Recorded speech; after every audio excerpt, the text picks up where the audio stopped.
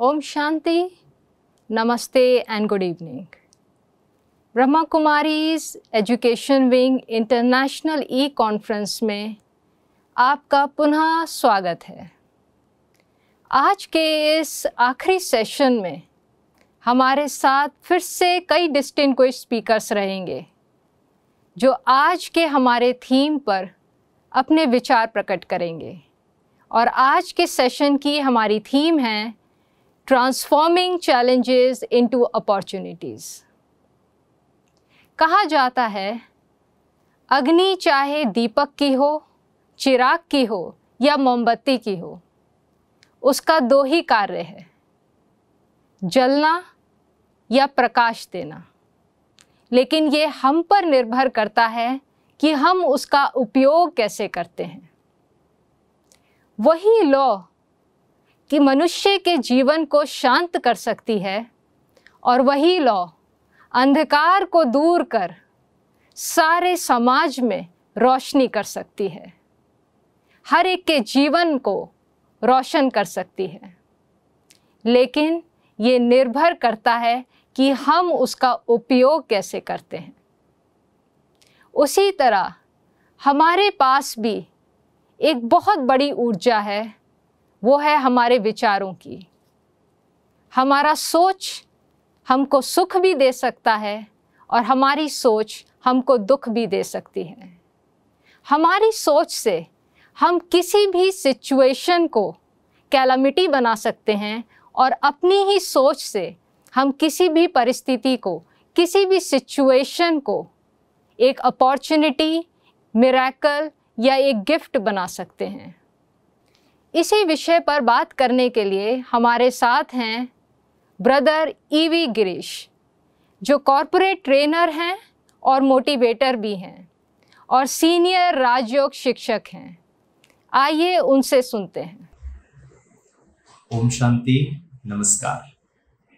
Welcome to this session on converting challenges into opportunities organized by the education wing of the Raj Yoga Education and Research Foundation.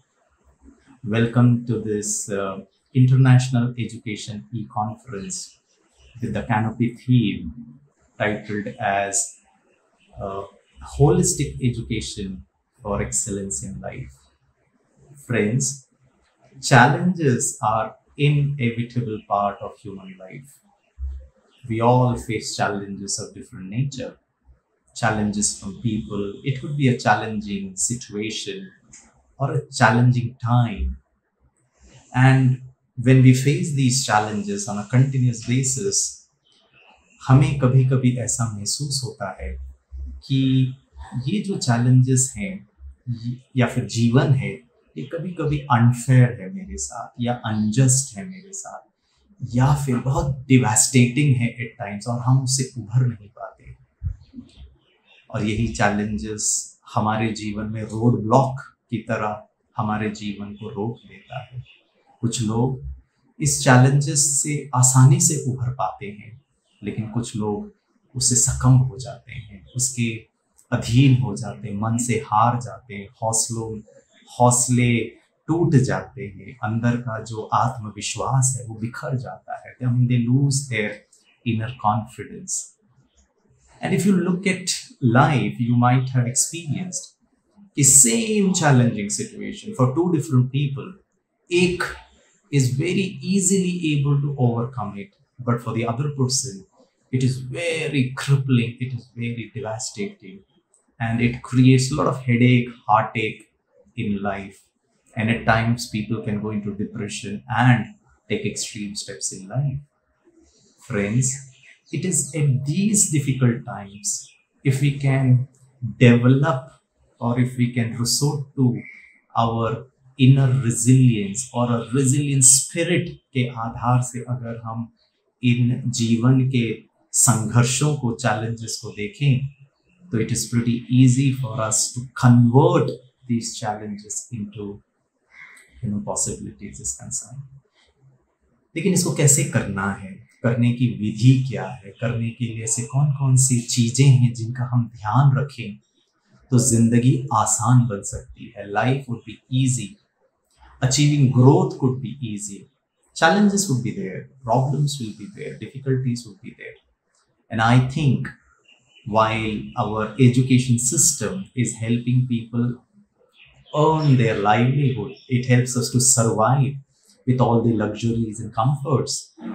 Spiritual education, inner education will help us to face whatever challenges that comes in my way for the survival.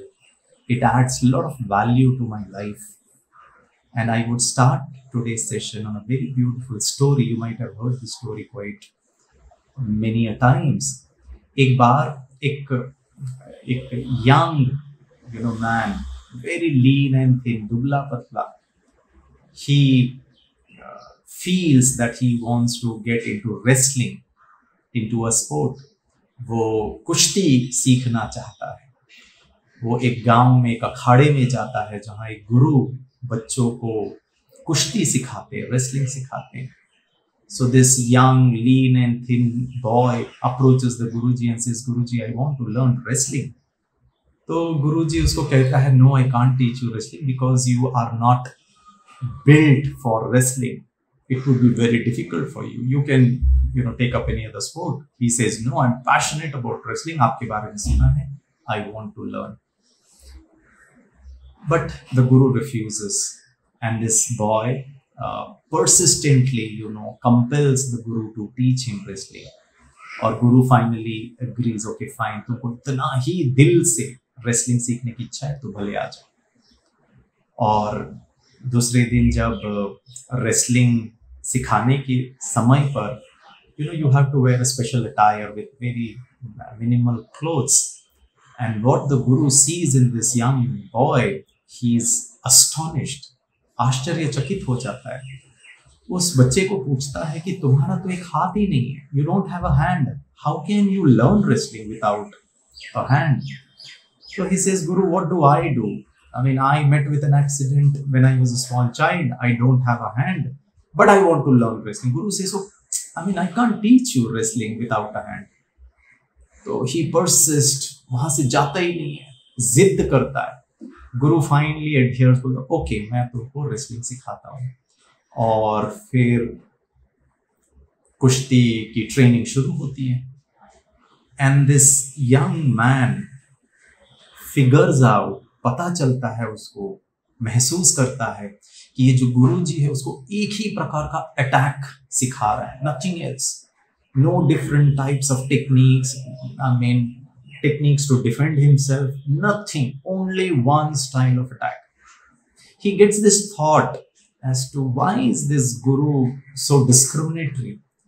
मेरे एक तो वैसे ही मैं दुबला पतला हूँ, दूसरा मेरा हाथ भी नहीं है, और तीसरा ये गुरु मुझे सिर्फ एक ही दांव सिखा रहा है, बाकी तो मुझे कुछ सिखा ही नहीं रहा है. After 6 months, there is a tournament in a nearby village. And this young boy is astonished to find that the Guru has given his name for the competition. और बाकी सब अच्छे अच्छे कुश्तीबाजों का नाम नहीं दे करके उन्होंने उस यंग मैन का नाम दिया. उसको थोड़ा फिर भी मन में आता है कि मेरा नाम क्यों दिया गुरुजी ने. एक तो मैं दुबला पतला हूँ, दूसरा मेरा एक हाथ नहीं है, तीसरा गुरुजी ने सिर्फ मुझे एक ही स्टाइल ऑफ अटैक सिखाया, बाकी तो कुछ सिखाया नहीं है. I mean, why me in the competition? I need to learn more things. But he couldn't muster enough courage to go across to the Guruji and ask him, and he goes for the tournament. First round, very easily he defeats the opponent. Oh my God! On one hand, he's very happy कि अरे मैं जीत गया, लेकिन दूसरी तरफ उसके मन में ये भी एक प्रश्न उठता है कि मैं जीता तो कैसे जीता? I mean, how did I win in life? The second round, the third round, the quarterfinals, the semi-finals, and this boy reaches the finals. To the utter astonishment of the entire world. उसको खुशी भी हो रही होती है कि वो जीत रहा है, लेकिन मन ही मन एक छोटा सा सवाल भी होता है कि मैं जीता तो कैसे जीता. और वो फाइनल मैच का दिन होता है, पूरे के पूरे गांव के लोग इकट्ठा हो जाते हैं to see a final match between the previous champion, very heavily built, very famous, very known wrestler versus a lean and thin without a hand. Oh, it's going to be a super match. And everybody comes to watch that final match. And the match starts. And within no time, थोड़ी ही देर में ये दुबला पतला wrestler उस previous champion को मात दे देता, हरा देता है, और ये दुबला पतला जो व्यक्ति होता है ये जीत जाता है। Oh my God, he becomes a hero of that particular village. He is very happy that he is a champion, but he's still with one question as to how did I win this match.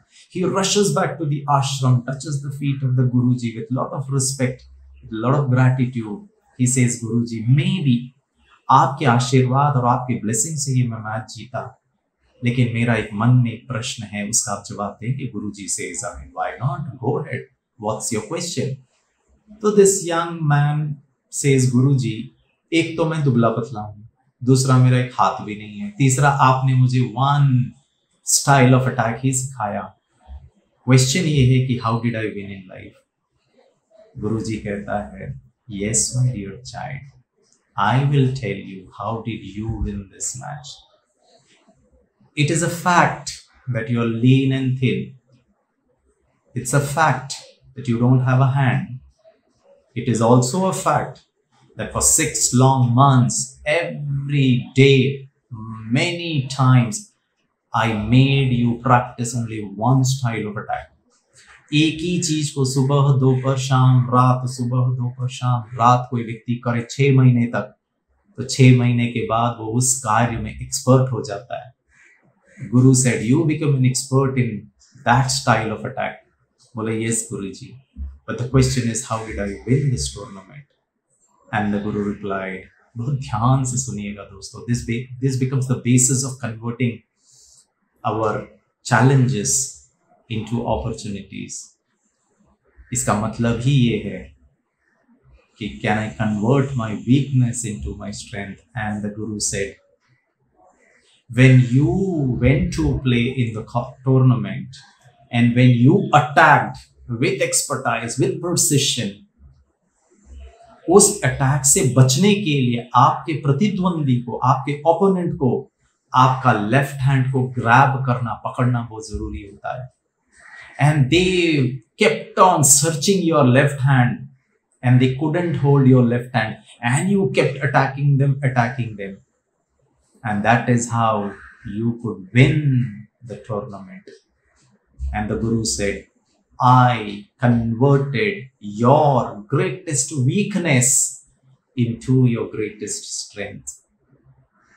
जीवन में challenges आएंगे, उन challenges को मैं किस दृष्टिकोण से देख रहा हूं, क्या वो मेरे कमजोरी को, कमी को उभार रहा है, या वो परिस्थिति मुझे एक अपॉर्चुनिटी दे रहा है मेरे अपने कमी कमजोरी को मैं खत्म करके और अपने शक्ति को, विशेषताओं को, गुणों को, अच्छाइयों को और उभार सकूं.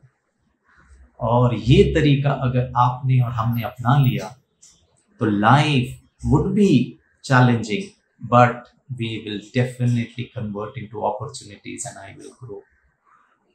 तो पहला जो तरीका है जिसके कारण I have to convert the challenges into opportunities is, number 1 is perspective, is दृष्टिकोण.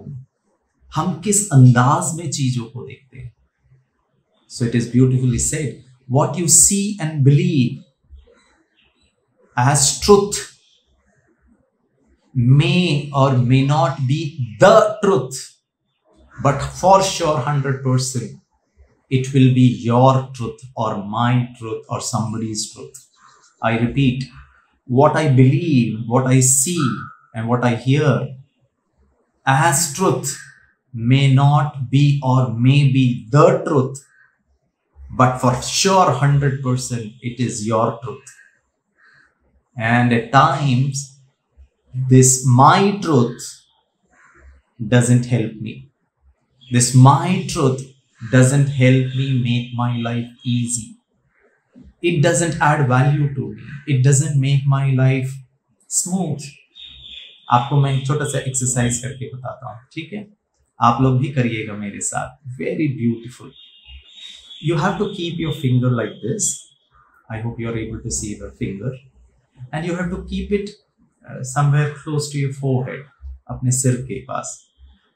पहला, अप्रोच में, और फिर दूसरे में उसको आपको शायद आपके पेट के नजदीक तक लेकर आना पड़ेगा, लेकिन यहाँ क्योंकि कैमरा है इसीलिए मैं इतना नीचे अपने हाथ को नहीं लेके जाऊंगा। I will bring it till my chin level और maybe till my chest. Okay, तो ऊपर सर के ऊपर आपको हाथ रखना है और आपको हाथ को क्लॉकवाइज घुमाना है।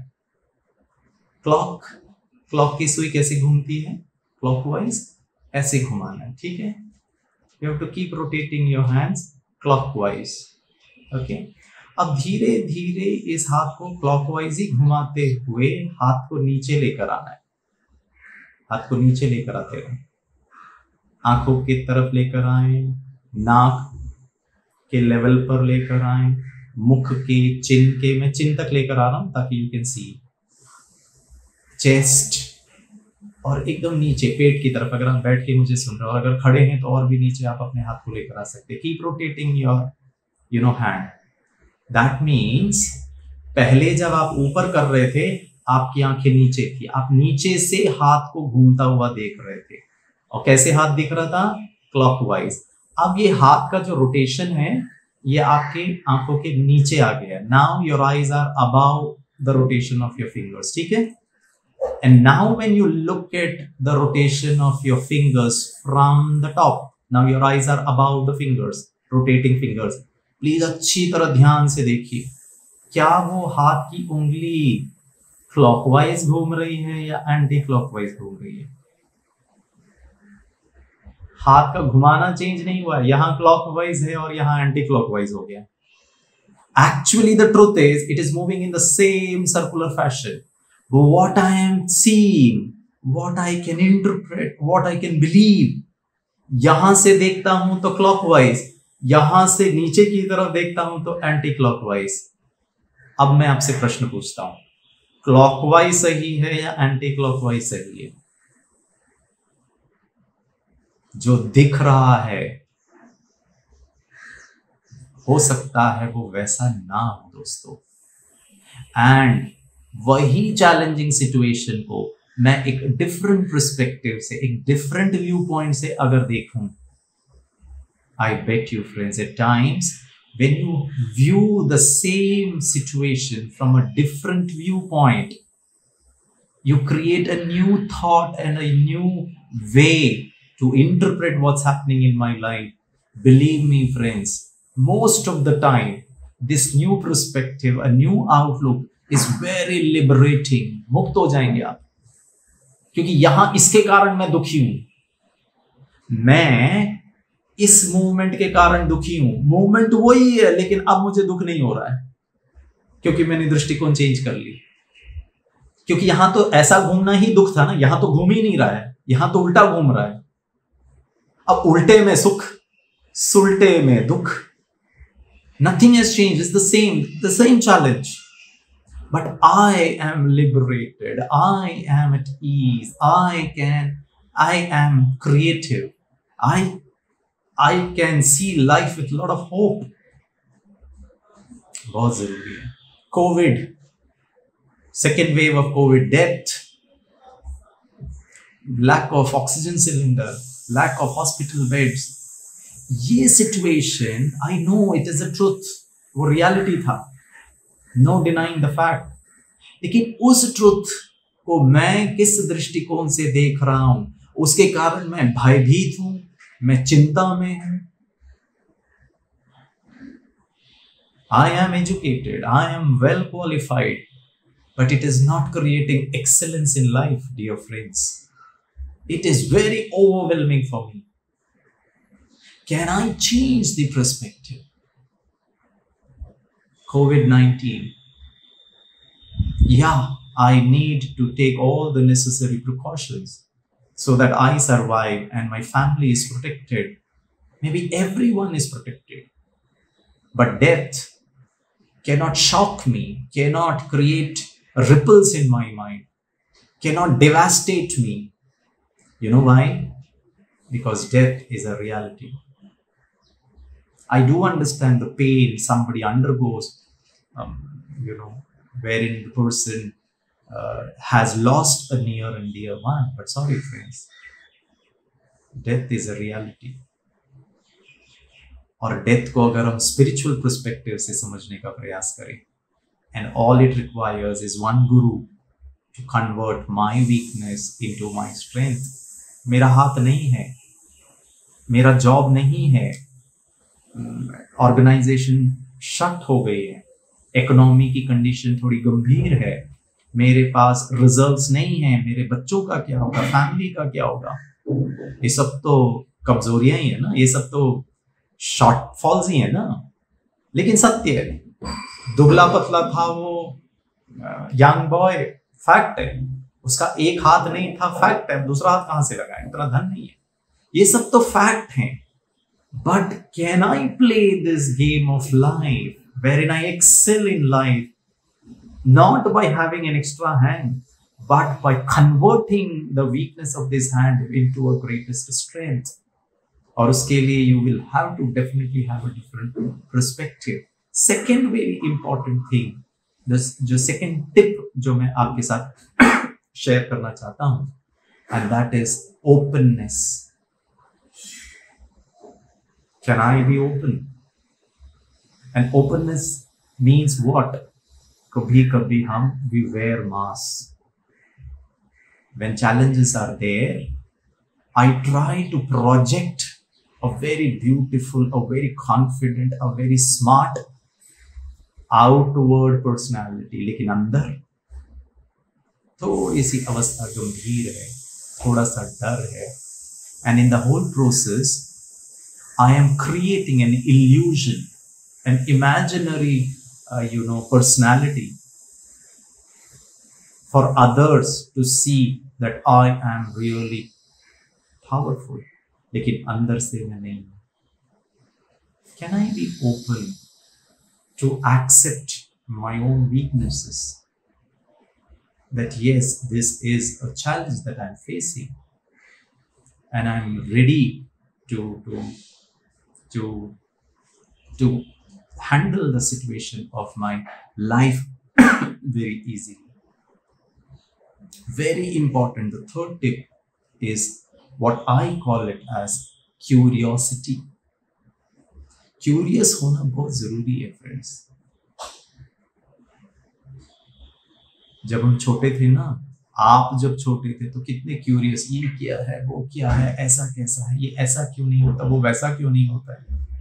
लेकिन जैसे जैसे हम बड़े होते गए, हम प्रोग्राम्ड होते चले गए, हम कंडीशनड होते चले गए, हम फिक्स्ड होते चले गए.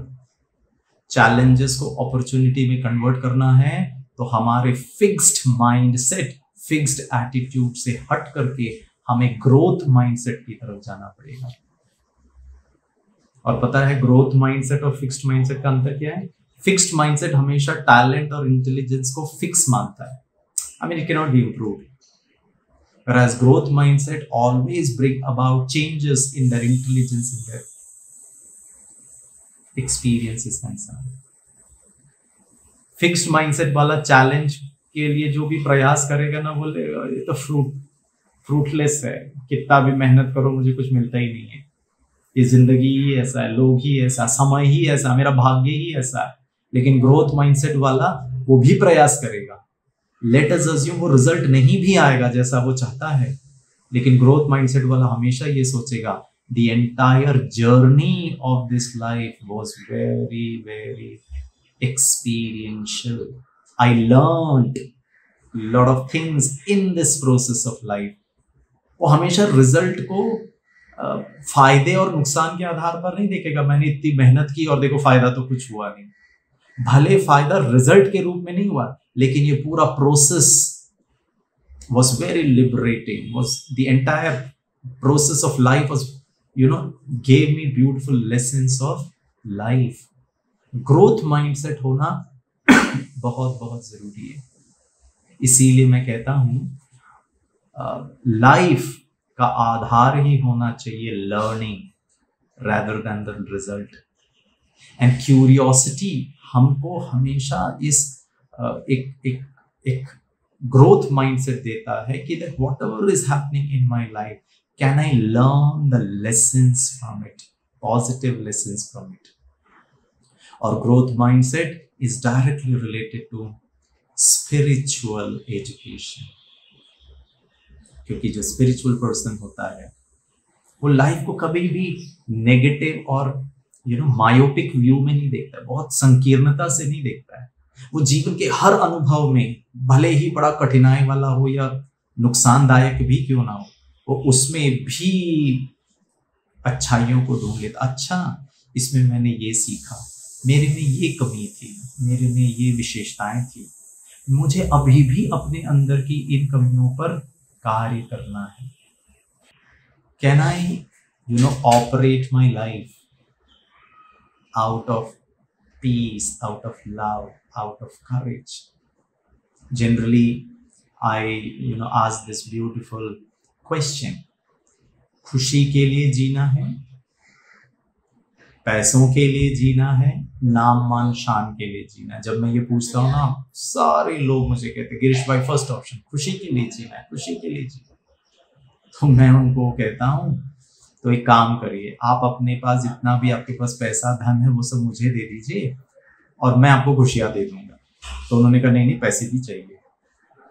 मैंने कहा कि आपका वो पहला ऑप्शन जो था ना, उसमें भी थोड़ा सा फ्लॉ है। देखना कितनी सूक्ष्मता से हमको चीजों को सोचना है। वो स्पिरिचुअल एजुकेशन हमको ये पर्सपेक्टिव देता है। सेकंड क्वेश्चन, खुशी के लिए जीना है या खुशी खुशी से जीना है? तब लोगों को पता चलता हाँ गिरीश भाई, खुशी के लिए नहीं, खुशी से।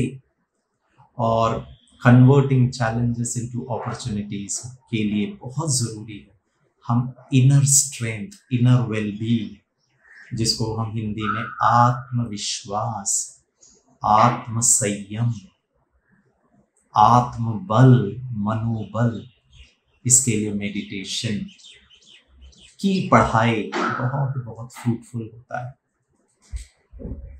Generally it is said, you don't get tired by how much you work. You get tired because you do not do enough to spark the light within you. हम कर इतना सा रहे हैं मेहनत, लेकिन यहां से बहुत ज्यादा थकते। सफल होगा, कैसे होगा, क्या होगा, कर तो रहा हूं, प्राप्त होगा, यहां से थकते बहुत हैं। वाई? क्योंकि यहां पर अंधकार है, यहां पर डाउट है, यहां पे कॉन्फिडेंस नहीं है, यहां पर विश्वास नहीं है, यहां पर बहुत मेहनत कर रहे हैं टेक्निकल और एक्सटर्नल लेवल पर। तो जितना हम यहां से प्रकाशित होंगे, जितना हम अपने स्व के अस्तित्व को, who I am, what do I need actually in life, what am I experiencing, how is the feeling of life, जब इन गहन प्रश्नों पर हम थोड़ा सा विचार करते हैं और ये पाते हैं कि मैं इस शरीर, अपने रोल्स, अपने क्वालिफिकेशन से अलग एक बहुत पावरफुल बीइंग, बहुत लवली बीइंग, बहुत हैप्पी बीइंग, ह्यूमन बीइंग, उस बीइंग की स्थिति में, उस कॉन्शियसनेस में, उस स्टेट ऑफ माइंड में रह करके मैं जीवन के हर कार्य को करूंगा। Believe me, even in the challenges in the form of people, time, circumstances comes, I will not lose my inner tranquility. And when my mind is stable, peaceful, for sure I will be able to convert that challenge into opportunities. और यह ज्ञान हमें सतगुरु आकर देता है और कहता है गिरीश, तुमको जो तुम्हारे कमी कमजोरियां नजर आ रही थी उसको मैं स्ट्रेंथ में कन्वर्ट करने के लिए तैयार हूं, लेकिन आपको एक स्टाइल ऑफ अटैक में एक्सपर्ट बनना पड़ेगा। और वो एक स्टाइल ऑफ अटैक जो है वो है हमारे ओरिजिनल आइडेंटिटी के आधार पर जीना, अपने कोर वैल्यूज को बहुत अच्छी तरह आइडेंटिफाई करना, और उस कोर वैल्यूज से मैं कभी कॉम्प्रोमाइज नहीं करूंगा। My life is equivalent to that particular value, the value of happiness, the value of peace, the value of inner strength, the value of courage, and in no way I am going to let it go, howsoever difficult the circumstances and situations may be. So friends, Whatever you want to do in life, do it with a smile on your face, with positivity in your mind, with passion and dedication in your spirit.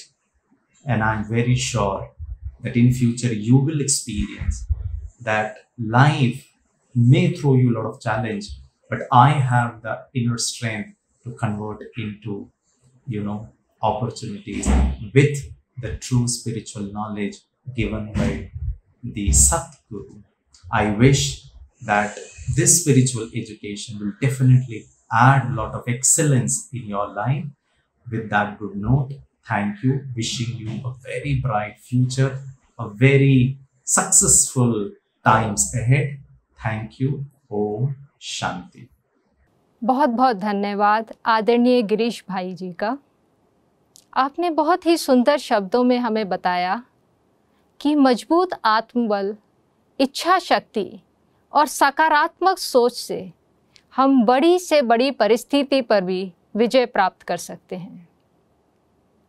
इसी विषय पर और जानेंगे और अनुभव सुनेंगे आदरणीय sister जैना का।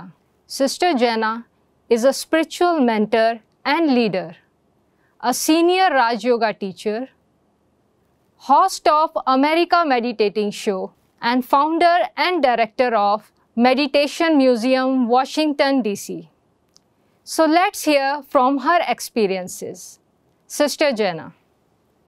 Om Shanti.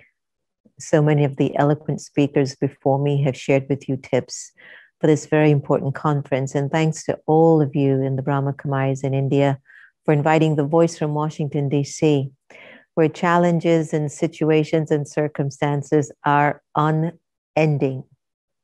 But maybe that's the purpose or the reason for us to move forward.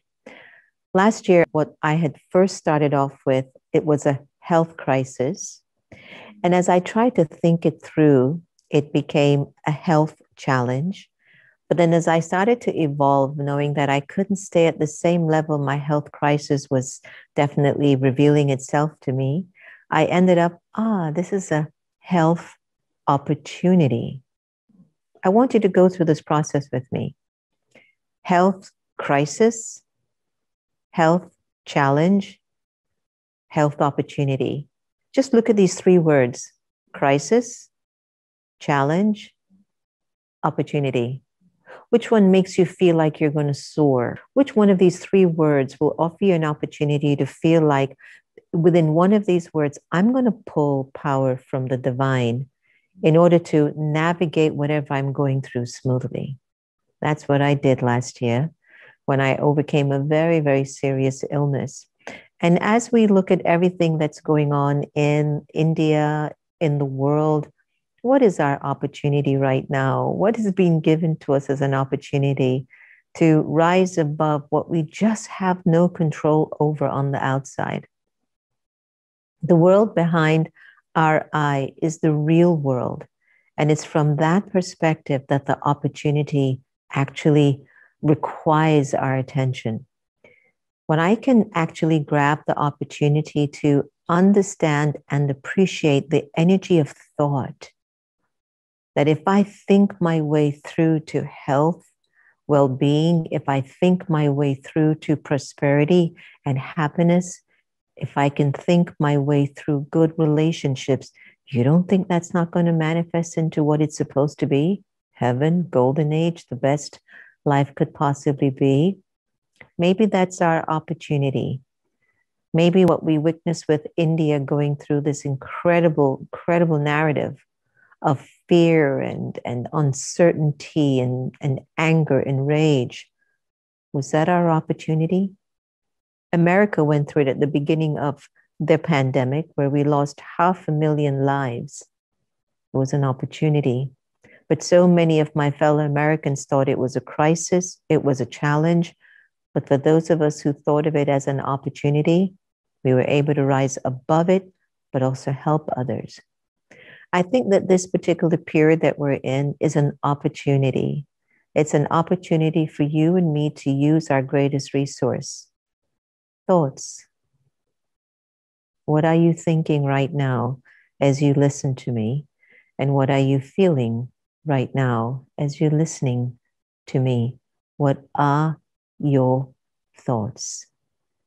Those thoughts will determine the way you choose to feel, the conversations you will have, and the choices that you will make. Challenges, circumstances, situations beyond our control aren't trying to destroy us. They're not happening to us. They're happening for us.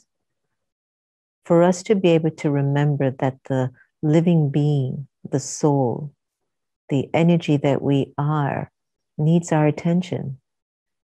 It needs our thoughts to direct its attention to understanding the natural nature of the soul is love, peace, purity, truth. It gives you a lot of happiness. Our opportunity is knocking on our door every single second. Are you willing to answer the knock and respond to it in a way that you can feel that by looking at everything that's revolving in and around you and in and around our world is an opportunity to reconnect to God, to the divine, to source? During this pandemic and all the other insane things that are happening in our universe, how often did you sit with the divine and say thank you, or just sit in silence and say, guide me, or just sit with God and say, do you see me? Do you hear me? Do you feel me? How often have you done that in a day to reconnect to the source of power and the source of truth? It's our opportunity. And this is our time. This is our time to awaken to God's love, God's light, God's wisdom, and watch the magic.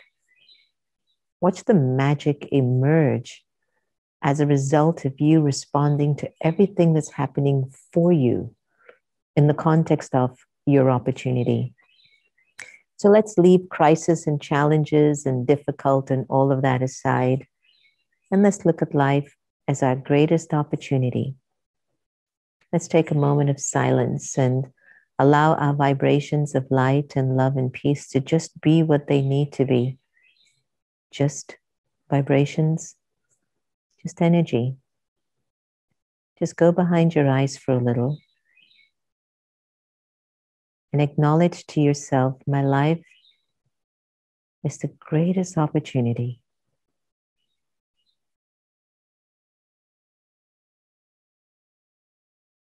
Allow your internal world to become quiet.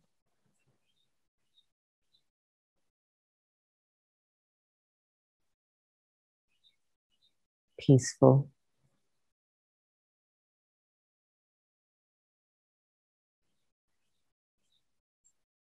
And invite the energy of God's love and light into your being.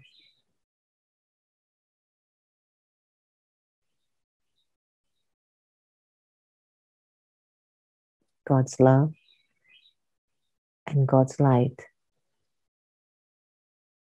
is the solution. It's the cure. A very big thanks to Sister Jenna. You shared from your experiences on how we can respond to situations in a much enlightened manner. How we can look at the brighter side of things. अगर हम अपनी सोच को सकारात्मक कर दें, सकारात्मक दृष्टिकोण अपना लें, तो बड़ी से बड़ी प्रॉब्लम्स को भी सॉल्व कर सकते हैं। आप सभी ने एक भंवरे को उड़ते हुए देखा होगा। कहा जाता है भंवरे का शरीर इतना भारी है कि साइंस के अनुसार, साइंस के नियमों के अनुसार वो उड़ नहीं सकता है। लेकिन भंवरे को इस बात का पता नहीं है। वो हमेशा सोचता है कि वो उड़ सकता है। इसलिए वो जब भी प्रयास करता है, हारता है, प्रयास करता है, लेकिन कभी भी वो हिम्मत नहीं हारता है, क्योंकि उसे लगता है कि मैं उड़ सकता हूँ, और कई प्रयास करने के बाद फाइनली वो उड़ पाता है। वहीं आपने देखा होगा एक छोटा सा हाथी का बच्चा एक पतली और कमज़ोर रस्सी से बांध दिया जाता है। वो हाथी का बच्चा छोटा होता है, कमज़ोर होता है, इसलिए उस रस्सी को तोड़ नहीं पाता। लेकिन जब वही हाथी बड़ा हो जाता है, शक्तिशाली हो जाता है, तब भी उस पतली और कमज़ोर रस्सी से बंधा रहता है। क्यों? क्योंकि वो सोचता है कि वो उसको तोड़ नहीं सकता है। दुनिया का सबसे शक्तिशाली जानवर एक पतली और कमज़ोर रस्सी से बंधा रहता है, क्योंकि वो सोचता है कि वो उसे तोड़ नहीं सकता। अब ये हमारे ऊपर निर्भर है कि हम अपनी सोच को कैसे विकसित करते हैं। उस हाथी की तरह हम अपनी सोच के गुलाम बने रहना चाहते हैं, या उस भंवरे की तरह हम एक सकारात्मक सोच लेकर स्वतंत्र जीवन जीना चाहते हैं। इसी सोच को बदलने के लिए हमने एक नया प्रोजेक्ट लॉन्च किया है, जिसका नाम है Rajyoga thought laboratory. Rajyoga thought laboratory education wing का एक ऐसा प्रोजेक्ट है जो खास युवाओं को सकारात्मक जीवन जीने की कला सिखाता है। It is aimed at the holistic development of youth. इसे खासकर कॉलेजेस और यूनिवर्सिटीज़ के कैंपस के अंदर बनाया जाता है, जहाँ पे जो हमारे स्टूडेंट्स हैं, फैकल्टी मेंबर्स हैं या स्टाफ हैं, वो इसका लाभ ले सकते हैं। ये प्रोजेक्ट 2 जगह चल रहा है, जयपुर में JECRC कॉलेज में और गुड़गांव में नॉर्थ कैप यूनिवर्सिटी में। आइए सुनते हैं किस तरीके से ये प्रोजेक्ट कई आत्माओं को लाभान्वित कर रहा है। हमारे साथ जुड़ रहे हैं JECRC से मुकेश भाई, जो इस प्रोजेक्ट के कोऑर्डिनेटर हैं और फाउंडर भी हैं, और साथ में हम सुनेंगे सुदेश बहन जी को, जो नॉर्थ कैप यूनिवर्सिटी में इस प्रोजेक्ट को लाने के लिए निमित्त बनी है। ओम शांति। आज हम बात करेंगे थॉट लैबोरेटरी के बारे में, एक ऐसी प्रयोगशाला के बारे में जो राजयोगा थॉट्स के कंसेप्ट पे काम करती है। देखिए, इसमें कमाल की बात ये, आपने दुनिया में बहुत सारी प्रयोगशालाओं के बारे में सुना है, फिजिक्स की लैबोरेटरी, केमिस्ट्री की लैबोरेटरी, और ये है विचारों की प्रयोगशाला। और ये एक ऐसी प्रयोगशाला है जिसमें हम अपने विचारों को लेकर के एक्सपेरिमेंट करते हैं। फॉर एग्जांपल, इस लैबोरेटरी के एक असाइनमेंट के बारे में यदि हम बात करें तो observation of creation of thoughts के बारे में बात करते हैं। How can we observe the thought? क्या हम ऑब्जर्व कर सकते हैं थॉट्स को, विचारों को? और यदि ऑब्जर्व कर सकते हैं तो क्या क्रिएट कर सकते हैं? This is the first assignment. यानी कि अभी तक तो हम सिर्फ यही कहा करते थे दुनिया में ये विचार आ गया, लेकिन ये विचार हमने क्रिएट किया। We are the master of the thoughts. This is first time हमारे स्टूडेंट्स ने हमें बताया कि they are first time learning कि we are creating the thought and we are the master of the thoughts. ये कमाल की चीज इसके अंदर थी। दूसरी बात है, थॉट्स की यदि हम बात करें तो इसके जो असाइनमेंट्स हैं इनको मुख्य रूप से 4 डायरेक्शंस में बांटा जा सकता है।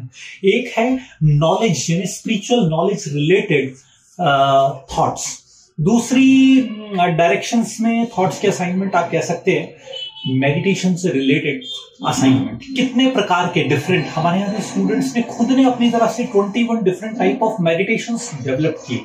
उनकी गाइडेड कमेंट्रीज स्टूडेंट्स डेवलप करते हैं। तो ये एक अलग प्रकार का अनुभव विद्यार्थियों के लिए रहता है। तीसरी बात हम बात करें तो divine virtues. At every week students take a different type of virtue and practice on that virtue. उस पर प्रैक्टिस करते हैं लोग, बड़ा अच्छा लगता है उस पर। तो ये है थर्ड, जिसके अंदर असाइनमेंट है डिवाइन वर्च्यूज से रिलेटेड। और चौथे ग्रुप में यदि हम डिवाइड करें और बात करें तो चौथा ग्रुप है चौथे ग्रुप में एक विशेष प्रकार की बात यह आती है कि हम सर्विंग की बात करते हैं, सेवाओं की बात करते हैं। और किस प्रकार की सेवा? ये सेवा दुनिया में हमने जो सुनी है वो वर्ड्स की सेवा है, एक्शन के थ्रू सेवा कर रहे हैं, कर्मों के आधार पे कर रहे हैं, वाणी के आधार पे कर रहे हैं। यहां पर स्टूडेंट एक नए प्रकार की मन के विचारों के आधार पर संसार की सेवा का एक नया आयाम सीखता है, इससे रिलेटेड असाइनमेंट। तो ये अपने आप में एक विचित्र प्रकार की लैब है जो विचित्र प्रकार के असाइनमेंट्स को लेकर के समायोजित है। तो अब जब बात समझ में आती है, यदि हम थॉट्स या मेडिटेशन इतना इंपॉर्टेंट है, राजीव थॉट लैब इतनी इंपॉर्टेंट है, तो क्या तरीका है, इसे अपने यहाँ कैसे बना सकते हैं? ये बेहद आसान तरीका है और बहुत ज्यादा बड़ा सेटअप इसके लिए नहीं चाहिए। स्कूल के स्टूडेंट्स, कॉलेज के स्टूडेंट्स, या फिर आप इसे कह सकते हो कॉर्पोरेट और इंडस्ट्रीज के लिए या हॉस्पिटल्स के लिए बहुत ही यूजफुल टूल है राजयोग थॉट लेबोरेटरी। एक छोटा सा स्थान, लगभग 1000 स्क्वायर फीट का एक स्थान हो, जिसमें एक छोटा ध्यान कक्ष बनाया जा सकता है 3 से 5 लोगों के बैठने के लिए। एक 20 लोगों के बैठने के लिए डिजिटल क्लासरूम की जरूरत होगी, जहां पर वो मेडिटेशन के कंसेप्ट को आसानी से सीख सकेंगे। और तीसरी चीज हमें चाहिएगी एक लाइब्रेरी। इस लाइब्रेरी के अंदर स्टूडेंट्स नए नए गाइडेड कमेंट्रीज पे एक्सपेरिमेंट कर सकता है। नई नई चीजों को नए तरीके से सीखने के लिए उसमें एक रीडिंग सेक्शन है। तो it is one of the very wonderful concept जो नए भारत की एजुकेशन पॉलिसी है। शायद एक दिन नए भारत की एजुकेशन पॉलिसी का एक महान और एक बड़ा स्तंभ एक दिन बनेगा ये। In this journey of self-discovery, JCRC brings you the Spiritual Research Cell, where you could experience not only the tranquility, but could convert it into a lifelong experience. As you step in this place, you step inwards into your own thought laboratory to experiment with self. The meditation room is a silent zone for reflection, contemplation, and connecting the link of broken communication with self and Supreme. The peaceful vibrations of the zone effortlessly inspires the mind to calm down and compose positive, powerful thoughts. Wisdom Hall is a dedicated place to conduct spiritual workshops, lectures, discussions, and collective meditation practice. A healthy mind resides in a healthy body. So here, with a unique path therapy, pranayam and yogasan, the mind-body health balance is restored. To make this a long-lasting experience, a spiritual library with a collection of books and e-books on meditation, positive thinking, healthy lifestyle, biographies of illustrious people, along with meditation audio-visual aids is developed. As we think, so we become, and our thoughts make us vulnerable to many psychosomatic and lifestyle-related diseases. The research lab at Spiritual Research Cell is sponsored by the Department of Science and Technology, Government of India, to study the effects of meditation on diseases. The research lab is well equipped with variety of devices to track the spiritual progress on your journey to know yourself better, with the aim to reclaim the innate happiness from spiritual amnesia to spiritual awareness. This small step is Spiritual Research Cell JCRC, the giant leap for mankind.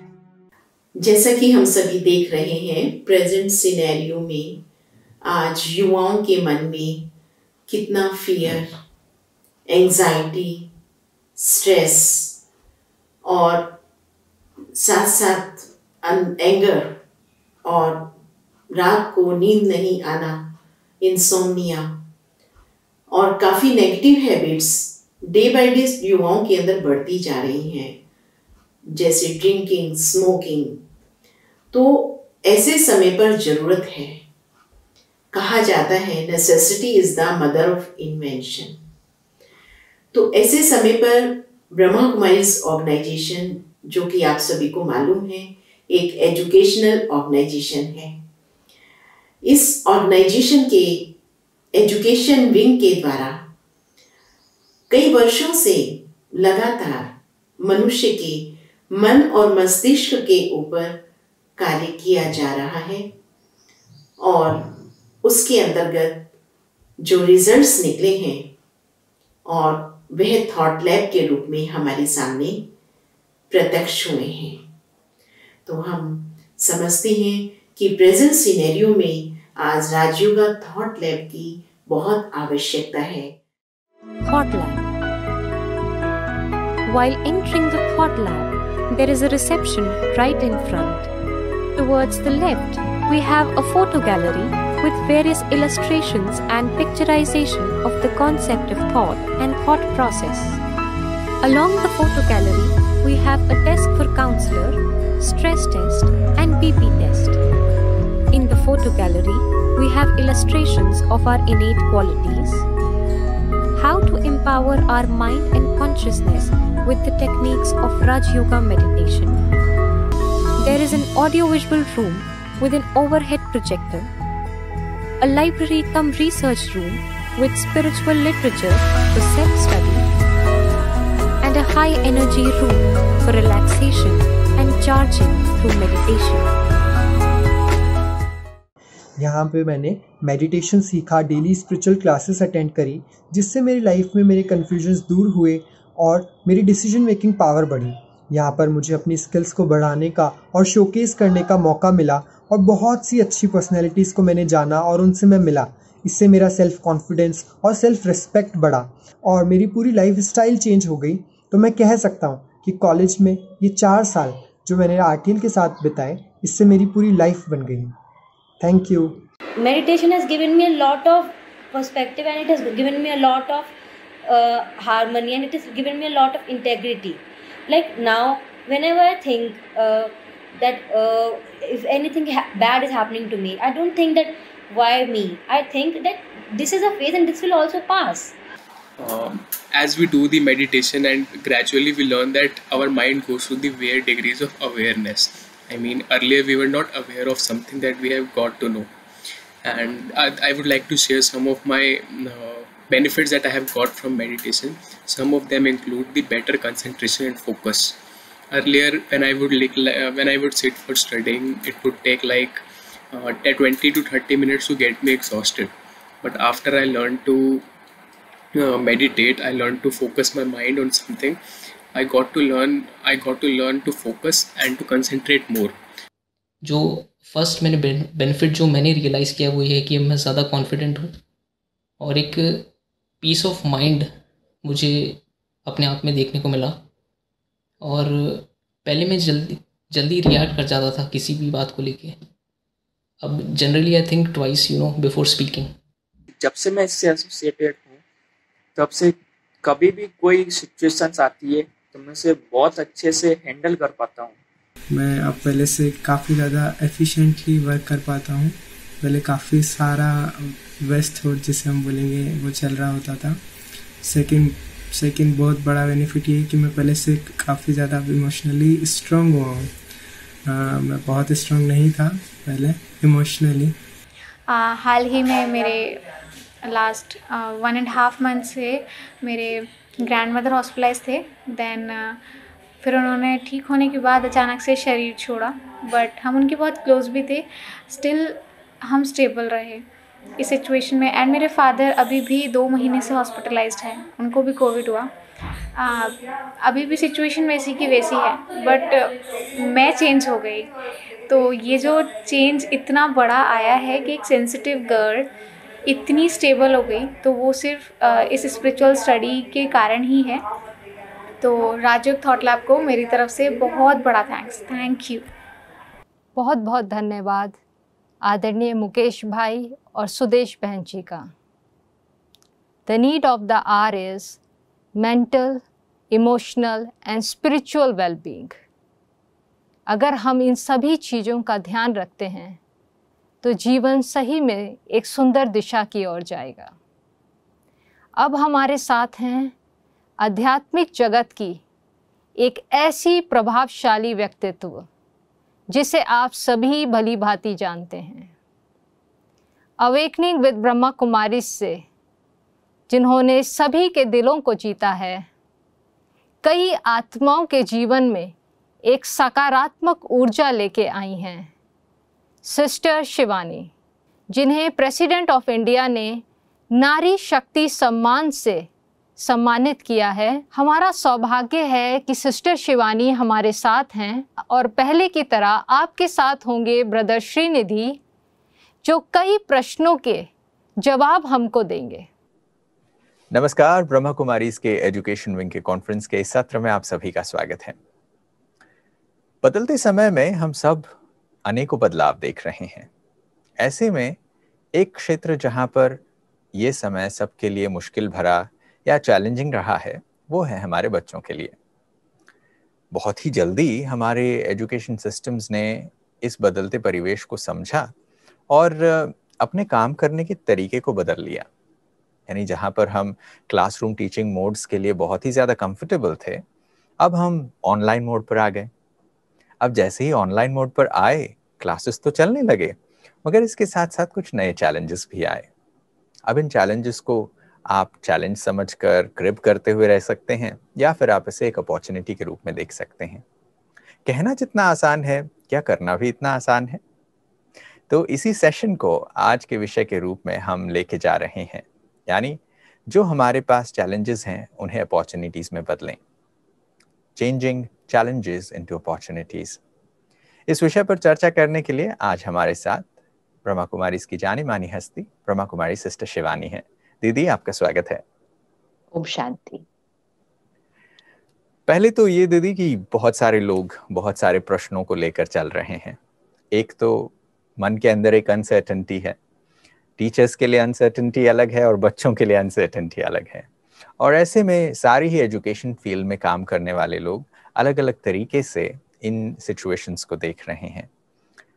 तो ऐसे में आप क्या देखते हैं? ये जो बदलाव आता है इन जनरल सभी के लाइफ में आता होगा, तो क्या उन चैलेंजेस को हम फेस वैल्यू पे चैलेंज के रूप में एक्सेप्ट कर लेना ठीक है? उसको चैलेंज बोले या उसको जस्ट एक सिचुएशन बोले, एक्चुअली वो सिर्फ जीवन की एक सिचुएशन है ना।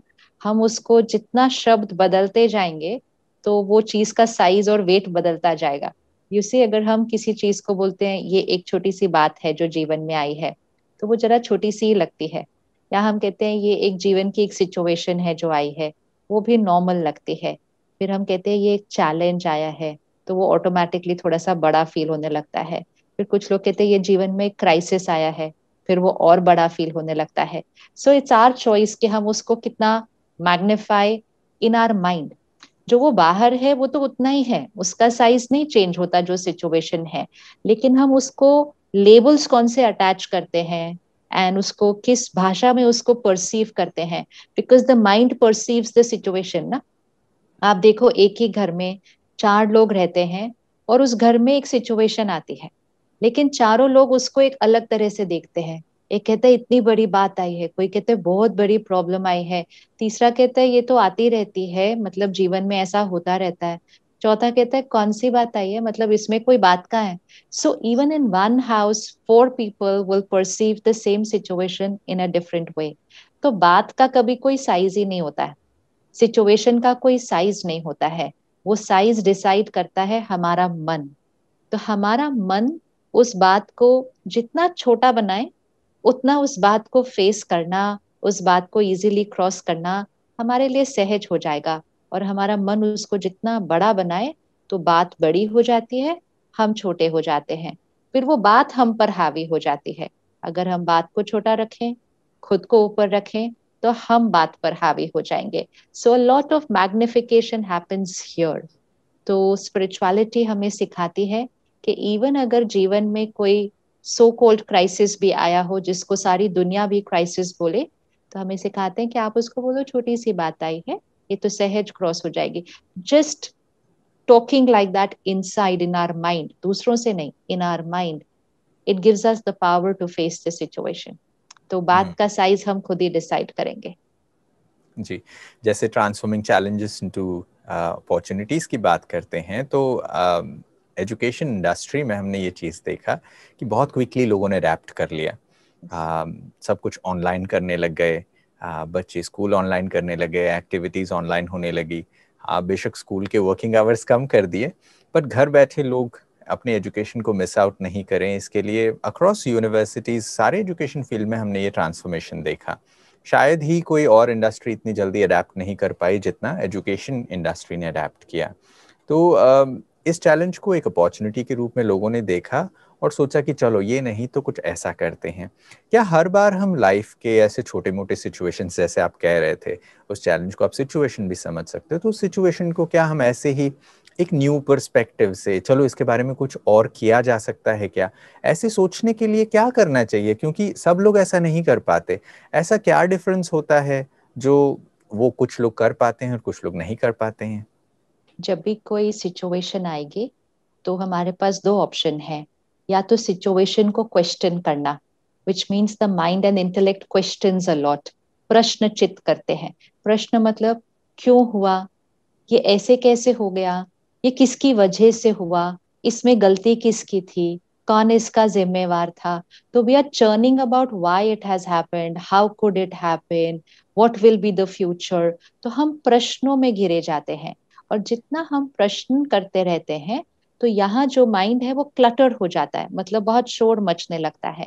फिर वो सिर्फ हमारे मन में नहीं रहता, वो हमारे वर्ड्स में भी आता है। ऐसे कैसे हो गया, किसकी वजह से, अब ये कब तक चलेगा, कितने साल ऐसे बंद रहेगा, ऐसे होगा तो फिर क्या भविष्य है, बच्चों का तो कितना नुकसान हो रहा है। मतलब एवरी थॉट जिसको हम सो कॉल्ड नॉर्मल थॉट बोलते हैं, it's a low vibration thought, क्योंकि वो क्वेश्चन मार्क करती जा रही है। तो जितना यहाँ नॉइज आएगी तो उतना सोल्यूशन दिखाई नहीं देगा। सोल्यूशन देखने के लिए एक साइलेंट माइंड चाहिए। कई बार सोल्यूशन सामने खड़ा होता है और हमें फिर भी नहीं दिखाई देता, फिर कोई और सजेस्ट करता है तो हम बोलते हैं अरे ये बात मुझे क्यों नहीं क्लिक हुई कि ये ऐसे कर सकते थे, इनको क्यों क्लिक हुई। क्योंकि जो दूसरा है ना वो डिटैच्ड है उस सीन से, तो वो हमारे घर आता है और हम सब इंटैंगल्ड होते हैं, ये ऐसे ऐसे। वो बाहर से आता है डिटैच्ड और बोलता है अरे इसमें तो ऐसे कर लो। So that is the quality that is needed, detached from the scene. Detached मतलब यहाँ साक्षी भाव, साक्षी दृष्टा। साक्षी means don't get entangled in questions, पहले साइलेंस योर माइंड। और जब हम माइंड को साइलेंट करते हैं, हमारी इंट्यूशन पावर वर्क करती है, हमारी क्रिएटिविटी वर्क करती है, और फिर सोल्यूशन सामने दिखाई दे देता है। कई बार सोल्यूशन इमीडिएटली मिल सकता है, कई बार सोल्यूशन हो सकता है इमीडिएट कोई सोल्यूशन नहीं दिख रहा हो, लेकिन उसमें भी सबसे इंपॉर्टेंट सोल्यूशन है कि माइंड को पहले साइलेंट रखो। सो that is the first thing needed in every situation. In every situation, किसी भी सिचुएशन में हम जनरली क्या करते हैं, पहले सिचुएशन को ठीक करने की कोशिश करते हैं। मतलब परिस्थिति को किसी तरह हम ठीक करें, कंट्रोल करें, चेंज करें। हमेशा पहले ध्यान अपनी स्थिति का करना चाहिए कि पहले मेरा मन ठीक रहे, my mind and intellect has to be fine, now I will enter into the situation. तो जब स्थिति सही होती है तो परिस्थिति छोटी लगती है, क्योंकि हमारी स्थिति सही होगी मतलब हायर वाइब्रेशन पे गए, परिस्थिति छोटी लगती है। हम डिटैच्ड हो जाते हैं, मतलब हम सिचुएशन के वाइब्रेशन में इंटैंगल नहीं होते, हम काम एंड स्टेबिलिटी के वाइब्रेशन पे होते हैं। तो वाइब्रेशन से डिटैच हो गए ना, सिचुएशन से दूर नहीं होते। लोग डिटैचमेंट का मीनिंग ठीक नहीं लेते, को लगता है डिटैचमेंट मतलब अच्छा फिर छोड़ दो, इसमें तो मुझे कुछ नहीं आता करना। सिचुएशन से डिटैच नहीं, सिचुएशन की वाइब्रेशन से डिटैच्ड, और अपनी एक वाइब्रेशन क्रिएट करें, तो that creativity will be there. And जब वो होगा तो सोल्यूशन ढूंढना, सोल्यूशन सामने आकर ऐसे खड़े हो जाएगा। और अगर 2 दिन लग भी गए, कई बार 2 महीने भी लग सकते हैं, नई सोल्यूशन मिल रहा है, तो फर्स्ट रिस्पॉन्सिबिलिटी इसको ठीक रखें, ये ठीक तो सोल्यूशन जरूर मिलेगा उसका। जी, जब आप इस एग्जाम्पल को दे रहे थे तो आजकल out of the box thinking के लिए भी लोग ऐसी ही बात करते हैं कि आउट ऑफ द बॉक्स में मतलब कोई नई चीज़ नहीं हो रही है, आप उस चीज़ को जो आपके सामने है उससे हट कर सोच रहे हैं कि चलो ऊपर से देखते हैं इस चीज़ को, एक डिटैच्ड ऑब्जर्व के रूप में। अब एक और बात जो एजुकेशन से रिलेटेड है, ये जो करंट टाइम्स हैं इसमें एड्यूटेक ने बहुत ही ज़्यादा एक्सपोनेंशियल ग्रोथ देखा। ये एक ऐसा सेक्टर था जिसके बारे में न्यूज़पेपर में आर्टिकल्स आए कि एड्यूटेक सेक्टर ने ऐसी ग्रोथ की है जो किसी ने गेस भी नहीं किया था कि ऐसा सब कुछ होगा, और बहुत सारे लोगों ने इस टेक्नोलॉजी को यूज़ करना भी शुरू किया। अब जब हम इन बदलते हुए परिवेशों में आए हैं, अब इनके सामने हम नए चैलेंजेस देखते हैं क्योंकि ये पहले से डिज़ाइन नहीं था। हम रेगुलर स्कूल गोइंग एटमॉस्फेयर से, फेस टू फेस कम्युनिकेशन से, उसी परिवेश में हम बहुत ज़्यादा अपने आप को अडेप्ट कर चुके थे। अब ये जो नई चीज़ आई है तब हम देख रहे हैं कि हम कुछ नए चैलेंजेस फेस करते हैं। इसमें मैं 2 अलग अलग प्रश्न आपसे पूछना चाहूँगा। पहला तो बच्चों से रिलेटेड है। जो बच्चे हमारे साथ ऑनलाइन सीख रहे हैं, पढ़ रहे हैं, उनके क्लासेस, एग्जाम सब कुछ ऑनलाइन हो रहे हैं, तो हम धीरे धीरे एक चीज़ उनमें देख रहे हैं कि बच्चे ज़्यादा से ज़्यादा इन चीज़ों में इंटरेस्ट खोते जा रहे हैं। तो माता पिता को अक्सर लगता है कि भाई इनके लिए तो हमने इतना इन्वेस्ट किया, इतना एड्यूटेक का सॉफ्टवेयर खरीदा और इनको इस चीज़ में इंटरेस्ट ही नहीं है। तो ऐसे में एक नया चैलेंज लगता है। आजकल ये टर्म्स भी हम सुनने लगे हैं, जूम फटीग, और ये सारी चीज़ें कॉमन होती जा रही हैं। तो अब इसके लिए क्या करना चाहिए ये हम नहीं जानते। तो नई टेक्नोलॉजी जो चैलेंज आई, चैलेंज के रूप में एक अपॉर्चुनिटी आई, उसे टेक्नोलॉजी से यूज करके हमने यूज तो करना शुरू किया, बट अब इसके आफ्टर इफेक्ट्स हमें पता चल रहे हैं, तो अब हमें लगता है ये फिर नया चैलेंज है। तो ऐसे में लोगों ने टेक्नोलॉजी को तो अडेप्ट कर लिया, बट अपने आप को अडेप्ट नहीं किया कि हमें क्या सोचना चाहिए, उसके बारे में कुछ बताएं। मेन चीज ये है कि जैसे ही हमने ऑनलाइन करना शुरू किया तो हमने बाहर एक सोल्यूशन तो ढूंढ लिया, एंड इट वाज इजी ना, कि ठीक है हम स्कूल नहीं जा सकते तो हम ऑनलाइन पढ़ सकते हैं। बहुत ज्यादा कुछ करना नहीं पड़ा था, उसके टीचर्स को कुछ सीखना पड़ा ऑनलाइन कैसे करना है। बच्चे जल्दी अडॉप्ट कर गए क्योंकि टेक्नोलॉजी के साथ जल्दी अडेप्ट कर लेते हैं अभी। लेकिन मन में बहुतों ने एक्सेप्ट नहीं किया उस चीज को। एंड इवन नाउ वी सी कि बहुत सारे पेरेंट्स और teachers, not so much children, लेकिन पेरेंट्स एंड टीचर्स कहते हैं हमारे बच्चों का नुकसान हो रहा है, ये ऐसे कोई पढ़ा जा रहा है, ये इस 2 साल में तो इनका बहुत लॉस हो जाएगा। Now this is where the issue is कि सोल्यूशन बाहर तो ढूंढा, लेकिन माइंड अभी तक उस सोल्यूशन को रेजिस्ट कर रहा है, और माइंड उस सोल्यूशन को ये एनर्जी दे रहा है कि ये तो सही नहीं हो रहा है।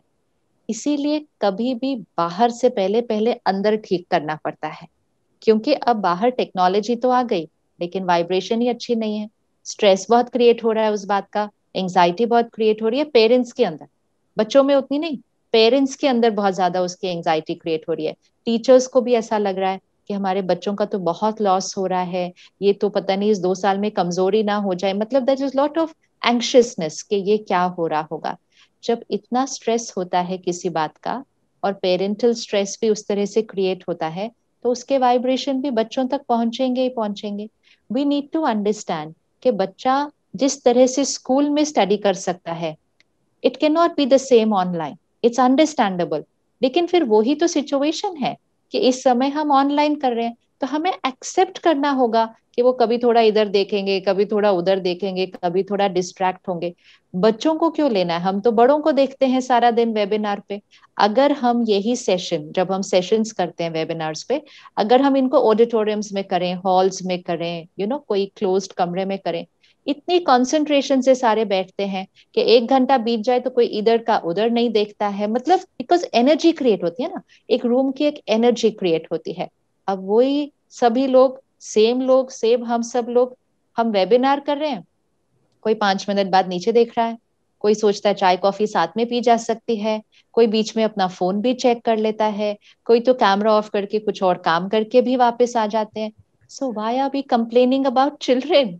वो तो बच्चे हैं, ये तो हम बड़े कर ले रहे हैं ये सब कुछ। बट हमें लगता है कि ठीक है, this is a part of it ना, मतलब उनके पास ऑप्शन है कि वो कैमरा बंद करके कहीं भी जाके आ सके, they are going to use that option. We can get disturbed about it. New situation, we have to accept the situation, and उस सिचुएशन के साथ जो थोड़ी सी बातें आएंगी उसको एक्सेप्ट करें। हम रेजिस्ट करेंगे और हम बोलेंगे नहीं आप हिले कैसे, आपने इधर के उधर देखा कैसे, it's not going to happen. ये सिर्फ हमारे स्ट्रेस को बढ़ाएगा और उनको भी स्ट्रेस्ड कर देगा। So we need to understand कि ये जरूरी नहीं है कि ये उतनी एकाग्रता से बैठ सकते हैं जितना वो स्कूल में बैठ सकते हैं। वो हमें कंपैरिजन करना नहीं चाहिए। हम 2 सिचुएशंस का कंपैरिजन क्यों कर रहे हैं? We should not compare. हमें सिर्फ ये फोकस करना है, ऑनलाइन पढ़ना है, लेकिन बच्चा है, उस बच्चे ने भी कभी 6-6 घंटा स्क्रीन के सामने नहीं बैठे हैं, तो उनको हम ये सोचें कि ये उतना कॉन्सेंट्रेट नहीं करे, दैट्स नॉट द पॉइंट। उनके लिए कितना कंफर्टेबल कर सकते हैं, कितना उनके लिए इंटरेस्टिंग बना सकते हैं। और अगर वो थोड़ी देर थक जाते हैं और नहीं ऑन करते, it's perfectly fine, don't go against what is happening. And फिर कुछ हम ऐसी चीजें रोज करें जिससे उनकी स्थिति बेटर हो, क्योंकि वो सारा दिन एक पर्सन टू पर्सन कनेक्ट नहीं, एक मशीन टू पर्सन कनेक्ट हो रहा है उनका। तो हम उसको कॉम्पनसेट करने के लिए, उसको हम चेंज नहीं कर सकते, उसको कॉम्पनसेट करने के लिए क्या हम सुबह सभी इकट्ठे मिलकर प्राणायाम कर लें, आईज के एक्सरसाइज कर लें, स्पाइन के एक्सरसाइज कर लें, नेक के एक्सरसाइज कर लें, मेडिटेशन कर लें, जिससे हमारी कंसंट्रेशन बढ़ती है। स्टिल बैठ जाएं, क्योंकि हम लगता है बच्चे मेडिटेशन नहीं कर सकते, कोई बात नहीं, आप 10 मिनट सिर्फ स्टिल बैठो, सिर्फ आप चौंकड़ी मारो और स्टिल बैठ जाओ and just deep breathing it. उतना तो हर बच्चा कर सकता है। तो let's do the other things. तो जैसे हमारा कोई प्रोफेशन होता है, उसके कोई बातें होती हैं, तो हम उसका ध्यान रखते हैं ना। जैसे आज डॉक्टर्स हैं, अब पहले डॉक्टर्स होते थे, आज उनको डबल मास्क भी पहनना पड़ता है, आज उनको शील्ड भी पहननी पड़ती है, आज उनको वो पीपी किट भी पहननी पड़ती है, but are they still doing their work? They can just sit back and से इतनी गर्मी है, इसमें हम नहीं पहन सकते। Power to adapt, power to adapt हम सबके पास है, लेकिन उसको कंपैरिजन नहीं करना है, उसको इस सिचुएशन को एज इट इज देखकर, एज इट इज कि दिस इज आवर सिचुएशन, इसमें हमें बेस्ट क्या करना है। सिचुएशन को कंपेयर ना करें, सिचुएशन के बारे में कंप्लेंट ना करें। These are all are depleters, comparison, complaining and thinking कि दिस इज अ लॉस, इसमें नुकसान हो रहा है हमारे बच्चे का। मतलब अच्छा होना भी हो तो हम उसको बोलेंगे नहीं, ये नुकसान ही हो रहा है, इसका नुकसान ही हो रहा है। Always give blessings and high energy to everything that we are doing.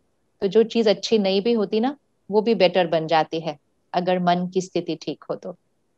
जी, जैसे आपने एक बहुत ही सुंदर उदाहरण ये दे दिया कि ये बच्चों के लिए इतना बड़ा प्रॉब्लम नहीं है जितना बड़ों के लिए है। मैं आज ही किन्हीं बच्चों से बातचीत कर रहा था, तो वहाँ पर उन्होंने कहा कि बहुत बार मेरे पेरेंट्स ही मेरे को बोलते हैं, क्या पता तुम पढ़ भी रहे हो या नहीं पढ़ रहे हो। अब बच्चों को इस चीज़ से बहुत ही ज़्यादा हर्ट महसूस होते हैं कि भाई पहले तो हम इतने घंटे बैठ रहे हैं और ये बोल रहे हैं कि हम पढ़ रहे हैं या नहीं पढ़ रहे हैं। तो ऐसे में बच्चों को जो चीज़ समझ में आ रही है वो समझ में आ रही है, बट बड़ों के ऊपर ये रिस्पॉन्सिबिलिटी है, ये चीज़ आपने बताई। But as educators, as teachers, जो हम लोग ऑनलाइन क्लासेस करवा रहे हैं या फिर डिसीजन मेकिंग के प्रोसेस में हैं, हमें क्या करने की ज़रूरत है? क्योंकि मैं कुछ बच्चों से ये बातचीत कर रहा था, तो मैं ये सुन रहा था कि एक क्लास पूरा होता है, दूसरा क्लास फिर शुरू हो जाता है, ना उठने का टाइम मिलता है, ना पानी पीने का टाइम मिलता है, कैमरा हम बंद नहीं कर सकते, बंद करते ही तुरंत पूछते हैं कि कैमरा चालू करो। तो ये कुछ ऐसी चीज़ें हैं जो उनके लिए भी नई है। तो ऐसे में हम बच्चों की मदद करने के लिए एज एजुकेटर्स हमें क्या करना चाहिए इन बदलते हुए दौरों में? ये जो चैलेंजेस हैं, इनको क्या हम कुछ क्रिएटिव करवाने में, जैसे आपने पेरेंट्स को कहा कि वो एक्सरसाइजेस करवाएं या कुछ ऐसा कराएं, ऐसे में एजुकेटर्स क्या रोल प्ले कर सकते हैं? एक्चुअली जब हमने वर्क फ्रॉम होम किया या स्टडी फ्रॉम होम किया, सबको लगा कि ये इजी हो जाएगा ना, लाइफ बड़ी सिंपल हो जाएगी। और स्टार्टिंग में तो सबने ये कहना शुरू किया अभी ऐसे ही होना चाहिए, लाइफ ऐसे ही होनी चाहिए, we don't want to travel and go back. But within a month और 2 मंथ दैट वाज अप, वो पीरियड खत्म हो गया। कहते हमें वापस जाना है, हमें ऑफिस वापस जाना है। Why? Because we had to give more thought to it कि ये कैसे करना है वर्क फ्रॉम होम, कैसे करना है स्टडी फ्रॉम होम। अब हमने शायद ऐसा किया कि जिस तरह से हम स्कूल में स्टडी कर रहे थे कि एक सब्जेक्ट, फिर उसकी घंटी बजी तो दूसरा सब्जेक्ट, उसकी घंटी बजी तो तीसरा, तो हमने सेम चीज ऑनलाइन कर ली। So maybe we need to still think over it कि क्या एक माइंड को, ब्रेन को, बॉडी को sitting in front of a computer needed a little break in between every session, needed a little exercise in between every session, and most important needed a little more interesting things. क्योंकि वही चीज जो एक classroom में आपको hold कर सकती है, वो सेम चीज ऑनलाइन नहीं होल्ड कर पाती है। क्योंकि हमें लगता है कि हमें सब कुछ ऑनलाइन मिल सकता है, हम देख सकते हैं, हम सुन सकते हैं। सबसे पावरफुल टूल ऑफ कम्युनिकेशन जो होता है वो होता है वाइब्रेशन। वाइब्रेशन एक एनर्जी। जब हम स्कूल में पढ़ते हैं तो टीचर की एक एनर्जी होती है, हमारे साथ सारे जो बच्चे पढ़ रहे होते हैं उनकी एक एनर्जी होती है। वो एनर्जी हमारे माइंड को कंसंट्रेट करना इजी करती है। तो इसलिए वो एलिमेंट मिसिंग है, तो हमें उस एलिमेंट को कॉम्पनसेट करना पड़ता है। सबसे पहली चीज, पेरेंट्स वो टाइप की एनर्जी क्रिएट करें, उनको एक उस तरह की फीलिंग करें, और फिर हम थोड़े से क्रिएटिव एलिमेंट्स शायद टीचर्स क्रिएट करें या फिर पेरेंट्स क्रिएट कर लें उस बच्चे के लिए, या बच्चे खुद भी सोच सकते हैं। बच्चे खुद भी सोच करके सजेस्ट कर सकते हैं कि हम 5 मिनट ये कर लें, बीच में हमें कुछ थोड़ा सा, because they are not use to sitting. आज अगर कोई आईटी इंडस्ट्री में है, they are use to sitting in front of a computer, तो वो सुबह बैठते हैं, रात को उठते हैं कंप्यूटर से, बट आदत पड़ जाती है ना कुछ करने की, तो बच्चों को तो नई आदत है। So that's why those creative elements are needed, they are very very needed. तो इसलिए along with the solution we had to also keep checking कि ये solution का result क्या निकल रहा है, and feedback उन बच्चों से ही लेना चाहिए, क्योंकि जिसके साथ वो solution implement किया है, जैसे कि वो हमारे client है ना उस product के, तो जो client है उसका client feedback तो लेना चाहिए कि आप suggestions दीजिए कि आपको क्या लगता है इसमें हम क्या changes कर सकते हैं। So that all is definitely needed, but at the same time I think we should not worry too much, क्योंकि हमें ये देखना होगा, सपोज मैं 100% स्टडी कर सकती हूँ स्कूल जाने से, तो ठीक है, मेरा अभी 100% नहीं हो रहा है, नेवर माइंड, 100 की जगह 80 हो रहा होगा, बट देन नेवर माइंड ना, पूरे देश के सभी बच्चों का सेम ही 80 हो रहा है ना, डजंट मैटर, कोई हमारे से आगे तो निकल के जा नहीं रहा, so why are we panicking so much. Situation है, उस सिचुएशन के सामने ये थोड़ा 10% कम स्टडी करना या कुछ करना कोई बहुत बड़ी बात नहीं है। बच्चों की इस समय कोपिंग स्किल्स बढ़ रही हैं। ये सबको लगता है कि बच्चों का बहुत नुकसान हुआ है इस साल, विच इज नॉट ट्रू। बच्चों ने कितना ज्यादा अडेप्ट किया है इतनी चीजों के लिए जो तो वो पूरे जीवन में ना करते, नहीं तो actually this is so much of a learning for a child. एक बच्चा एक दिन भी घर नहीं बैठ सकता है, हर थोड़ी देर बोलता है मैं नीचे जाऊं, मैं खेलने जाऊं, मैं बाहर जाऊं। आज वो इतने महीने बैठे एट अ स्ट्रेच, कितना कोपिंग स्किल है ये। तो वो स्किल्स डेवलप हुए हैं जो वैसे नॉर्मल लाइफ में न डेवलप होते। तो this is called building emotional resilience. उनकी रेजिलियंस बढ़ी है, उनके पास पहली बार जीवन में इतनी बातें आई हैं which is not their way and they are still managing with it। so ये तो उनको इमोशनली स्ट्रॉन्गर बनाएगा। हर चीज पढ़ाई नहीं होती है, पढ़ाई वन पार्ट ऑफ लाइफ है, ये हमें इमोशनली बहुत स्ट्रॉन्ग बनाएगा। तो parents need to focus on that, क्या children are becoming emotionally stronger. So don't worry, just see that they are making the best out of it, that's all, but don't compare it to what is happening in school। and जैसे आपने कहा trust, अगर वो बार बार आके देखेंगे कि screen पे आप सच्ची में पढ़ रहे हो या स्क्रीन पे आप कुछ तो नहीं और नहीं कर रहे, या बीच में आप इसको मिनिमाइज करके कुछ और को तो नहीं देख रहे, तो वो बच्चे को तो वैसे ही वाइब्रेशंस आके आइडियाज आने लग जाएंगे कि हाँ आई शुड डू दैट। हमारे वाइब्रेशंस पहुंचते हैं, we need to always remember, हमारे वाइब्रेशंस पहुंचते हैं। इवन अगर आपका बच्चा कंटिन्यूस नहीं पढ़ रहा ना, आपको दूसरे कमरे में बैठकर यही थॉट क्रिएट करना है, वो कंप्लीट कंसंट्रेशन से फोकस्ड होके वो एक्यूरेटली सिर्फ पढ़ रहे हैं। This is a thought the parent has to create, this is a thought the teacher has to create across the screen, क्योंकि टीचर के भी तो संकल्प चल रहे हैं ना दूसरी साइड से कि इनका कैमरा ऑफ है, ये कहाँ गए, ये किधर। डोंट थिंक, सिर्फ communicate with the right energy. अगर पेरेंट दूसरे कमरे में बैठकर सोचे पता नहीं पढ़ रहा है, कुछ और तो नहीं देख रहा, कोई फ्रेंड से चैट तो नहीं कर रहा, आपके वाइब्रेशंस ऑफ डाउट रेडिएट हो जाते हैं, और ये वाइब्रेशंस उस बच्चे को वो थॉट क्रिएट कर देते हैं, आप बहुत थक गए, 5 मिनट किसी से बात कर लेते हैं। ये जो हमारे को थॉट्स आते हैं ना, कई बार हम कहते हैं ये थॉट कहाँ से आया मुझे, ये किसी ने भेजा होता है, भेजा मतलब हमारे बारे में सोचा होता है। So we have the power to communicate with our thoughts. So we need to think carefully. Don't think anything which you don't want your child to do. जो आप चाहते नहीं आपका बच्चा करे, आप उसको सोचे नहीं। जो आप चाहते हैं कि वो करे, आप सिर्फ वो सोचो और वो रेडिएट करो। वो नहीं भी कर रहा था तो वो करने लग जाएगा।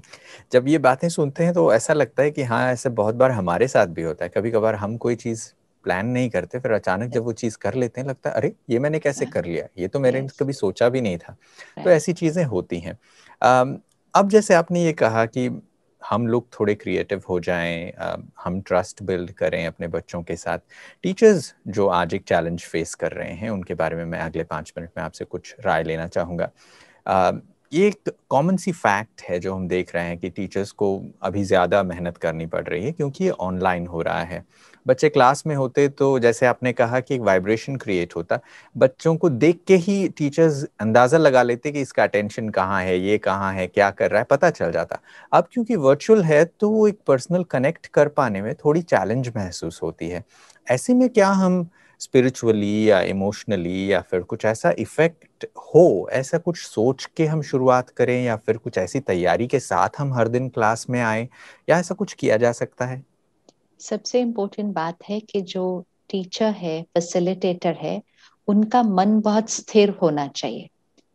सी वाइब्रेशंस का कितना आप इम्पैक्ट क्रिएट कर सकते हैं। जितना हमारे एंड पे स्थिरता होगी उतना सामने भी स्थिरता आएगी। जितना हम थोड़ा सा स्कैटर्ड होंगे इन आवर माइंड, उतना सामने भी स्कैटर्ड होंगे। ये एनर्जी है, this is law of energy, it works like that, है ना। तो इसीलिए सबसे पहली चीज कि टीचर का माइंड बहुत स्थिर होना चाहिए। उन्होंने बहुत कमाल की है इस 1 साल के अंदर, because suddenly to prepare everything to teach online and suddenly to use platforms भी तो नए थे ना सबके लिए, सबने तो नहीं यूज किया हुआ, तो बहुत कमाल की है। लेकिन जितनी कमाल हम बाहर करते हैं ना, उसकी 10% कमाल हम अंदर भी कर लेना साथ में, तो डबल कमाल हो जाएगी। हम बाहर बहुत मेहनत करते हैं, हम पूरा डिजाइन सिलेबस चेंज कर लेते हैं, हम प्लेटफॉर्म्स लर्न कर लेते हैं, हमने अगर यूज नहीं किए हो पहले तो वो भी हम सारा कुछ सीख लेते। वी डू मिरेकल्स आउटसाइड, इतना एफर्ट एंड हार्ड वर्क हम सिर्फ यहाँ नहीं, हमें लगता है ये किसी को नहीं दिखाई दे रहा कि मेरे अंदर क्या चल रहा है।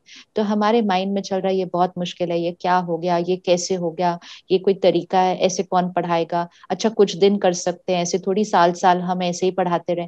सो there is so much noise in our mind, lot of noise in our mind. तो वो जो नॉइज है वो बाहर की मेहनत का जो रिजल्ट निकलना चाहिए उसको थोड़ा सा कम कर देता है, थोड़ा सा कम करता है।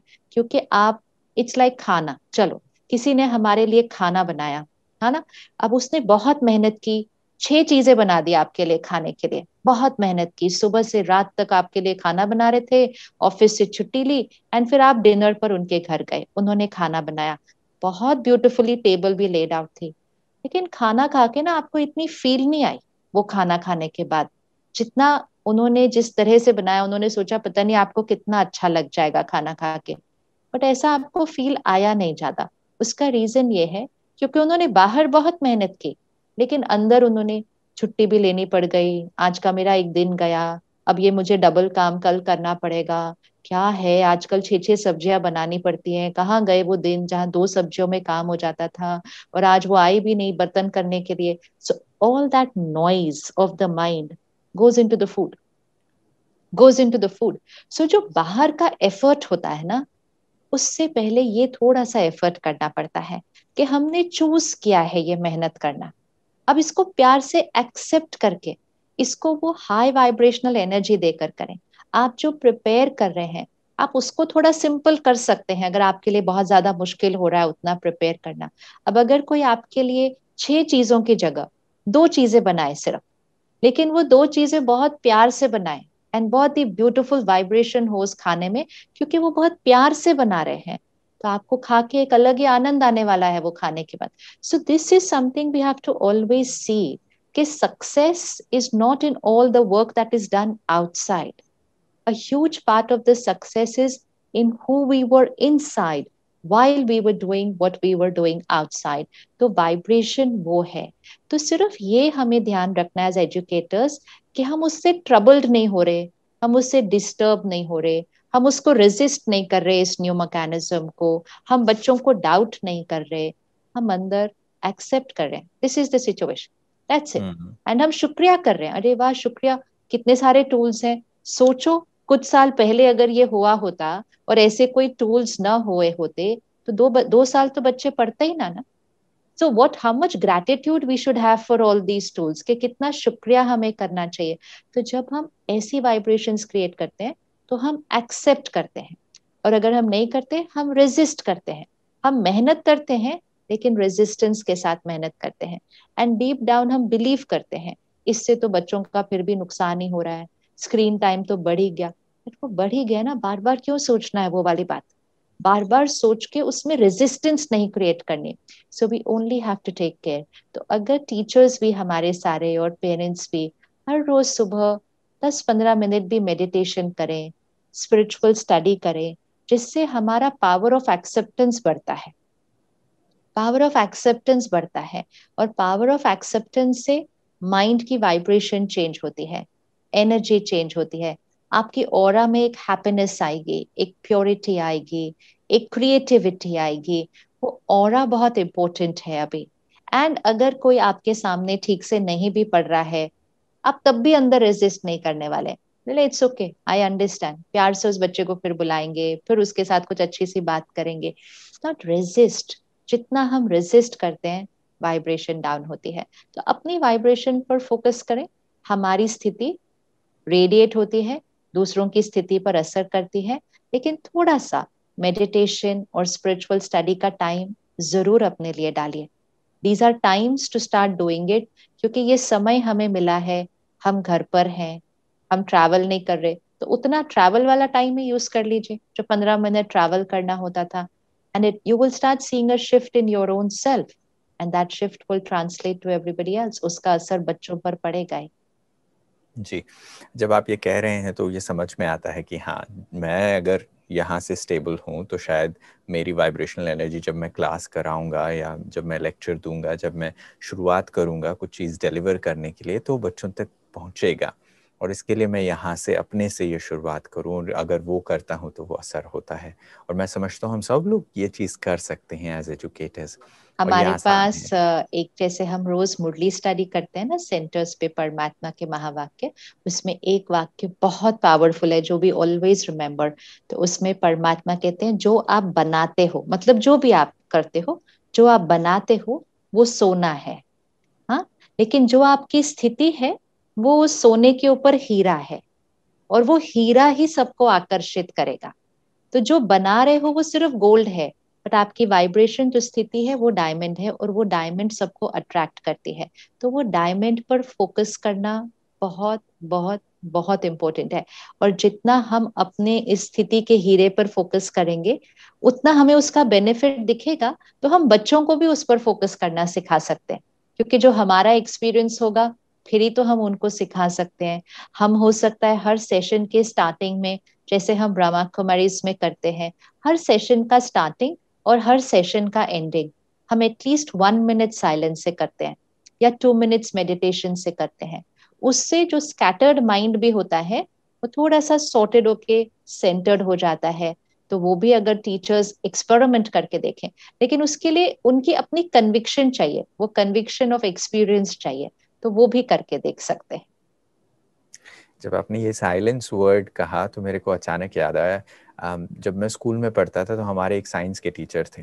वो क्लास में आते ही ये नहीं कहते थे कि जैसे अक्सर होता है क्लासरूम में टीचर एंटर करते ही जोर से चिल्लाएंगे साइलेंस, चुप बैठो, तब सब लोग अपने अपने कुर्सी पे वापस चले जाते थे। बट इस टीचर की आदत हमने देखी कि वो आते और क्लास में आके चुपचाप खड़े हो जाते। जैसे ही हम उनको देखते कि वो चुप खड़े हैं तो हम ऑटोमेटिकली साइलेंट हो जाते, और फिर थोड़ी देर बाद वो शुरू करते। मैं ये डिफरेंस नोटिस कर पा रहा हूँ कि ये कहना कि भाई चुप रहो और खुद चुप रह के आप उस चीज़ को, एटमॉस्फेयर को साइलेंस से हम सबको वापस बांध लेना, जो हम स्कैटर हो गए थे उन सबको वापस रिकलेक्ट कर लेना, शायद हम अपने मन के साथ भी ये कर सकते हैं। और जैसे आपने कहा कि ब्रह्मा कुमारीज में ये चीज़ की जाती है हर क्लास और लेक्चर से पहले, तो हमारे टीचर्स और एजुकेटर्स भी इस चीज को यूज कर सकते हैं। What a wonderful tool to start with. Absolutely. जैसे आपने कहा कि हम एज एजुकेटर्स जब हम क्लास में आते हैं और हम बोलते हैं ना चुप करो, साइलेंस करो, अभी तो नहीं पता मुझे स्कूल में कैसे होता है, but I am talking 30 years back. तो टीचर आते थे तो इतना शोर होता था क्लास में, तो वो डस्टर लेके टेबल पे ठक ठक इतना जोर से, क्योंकि उनकी वॉइस भी उसको ओवर पावर नहीं कर सकती थी कि जो 40-50 बच्चों की आवाज होती थी, तो वो डस्टर से इतनी जोर से उसको ठोकते थे। अब कुछ बच्चे तो फिर भी नहीं लिसन करते थे, तो वो चौक उठाते थे और ऐसे जाके उस बच्चे को मारते थे। तो that was all our method of making people silent. लेकिन वो फिर सिर्फ साइलेंस यहाँ से होता था ना, यहाँ तो बहुत शोर मच जाता था। लेकिन जैसे आपने कहा कि वो टीचर आकर साइलेंट होकर खड़े हो गए, but that silence is not here only, वो यहाँ साइलेंट खड़े हो गए। तो वो साइलेंस, वो एनर्जी सबको देता है, वो स्थिरता दूसरों को याद दिलाता है कि मुझे भी ऐसा स्थिर हो जाना है। तो शोर से साइलेंस नहीं क्रिएट किया जा सकता, साइलेंस से उनके अंदर साइलेंस क्रिएट किया जा सकता है। वाह, ये कितनी पावरफुल स्टेटमेंट है कि हम शोर से आवाज करके साइलेंस नहीं क्रिएट कर सकते, साइलेंस से साइलेंस क्रिएट कर सकते हैं। मैं समझता हूँ ये बहुत ही एक टेक होम टिप है दोस्तों कि हम सब इस पर काम करें, क्योंकि नई चैलेंजेस हैं तो उसको डील करने के नए तरीके हमें यहाँ भी इजाद करने पड़ेंगे अपने लिए, अपने मन के अंदर भी, ताकि हम इन चीज़ों को डील कर सकें। अब मैं एक और एस्पेक्ट पे जा रहा हूँ जहाँ पर अब हम रिलेशनशिप्स को देखें। टीचर और स्टूडेंट्स के बीच का रिलेशनशिप हमेशा ही एक बहुत ही भरोसे वाला रिलेशनशिप रहा है, और अक्सर बच्चे जो अपने पेरेंट्स के साथ नहीं शेयर करते वो टीचर्स के साथ शेयर कर लेते, या फिर स्कूल जाते तो वो अपने फ्रेंड्स के साथ वो चीज़ें शेयर करने लगते। अब वो चीज़ थोड़ा बदलने लगा है। अब टीचर्स के साथ ऑफ द क्लासरूम कोई चैट नहीं होती, कोई बातचीत नहीं होती, तो इनफॉर्मल कॉन्वर्जेशंस नहीं होते, कॉरिडोर टॉक्स नहीं होते। वहाँ पर कुछ हमारे एजुकेटर्स ने ये बात रेज़ की है कि ऐसे में बच्चों के साथ जो हमारा रैपो है, जो हमारी बॉन्डिंग है, उसको हम कैसे बरकरार रखें, क्योंकि ओवर द ईयर्स उनको पता नहीं है कि कितने समय बाद ये चीज़ें वापस ठीक होंगी या वापस हम रेगुलर क्लासरूम मोड पे जाएंगे। बट इस दौरान हम उस रिलेशनशिप को मिस नहीं करें, वो बॉन्डिंग बनी रहे, उसके लिए हम क्या कर सकते हैं, ये पूछते हैं। आई डोंट नो, क्योंकि मैंने देखा नहीं है ये लोग कैसे स्कूल्स के सेशंस हो रहे हैं आजकल, but it would be a good idea ना कि बीच बीच में हफ्ते में एक बार या 15 दिन में एक बार आप एक सेशन में कुछ पढ़ाएं ना, जस्ट हैव अ चैट, सब लोग बातें करें कि क्या हो रहा है आपके घर में, क्या हो रहा है इधर, क्या चल रहा है, अच्छा आपके घर में किसी को कोविड हुआ, कैसे हुआ, ठीक। So let's dedicate half an hour in 10-15 days just to talk. आपको रोज बात नहीं करनी पड़ती है किसी से एक रिश्ता बनाए रखने के लिए, यू डोंट हैव टू।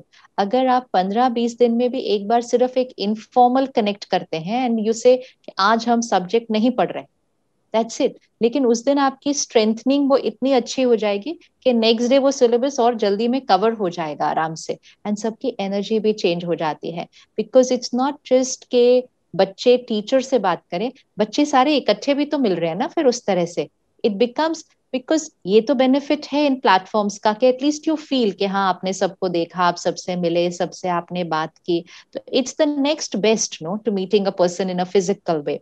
और जहाँ की कनेक्टिविटी की बात होती है, रिश्ते तो यहाँ बनते हैं, रिश्ते तो यहाँ बनते हैं।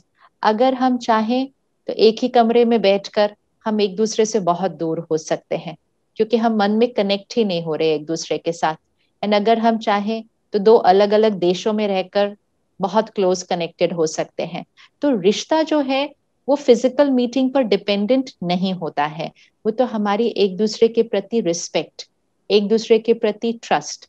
अगर टीचर बात करती भी हैं, हंसते भी हैं, बच्चे भी हंसते हैं, बात करते हैं, लेकिन अगर बच्चे या टीचर एक दूसरे के प्रति क्रिटिकल है माइंड में, जजमेंटल है माइंड में, डाउट कर रहे हैं, तो रिश्ता नहीं बनता है, वो तो सिर्फ एक इनफॉर्मल कॉन्वर्सेशन बनती है।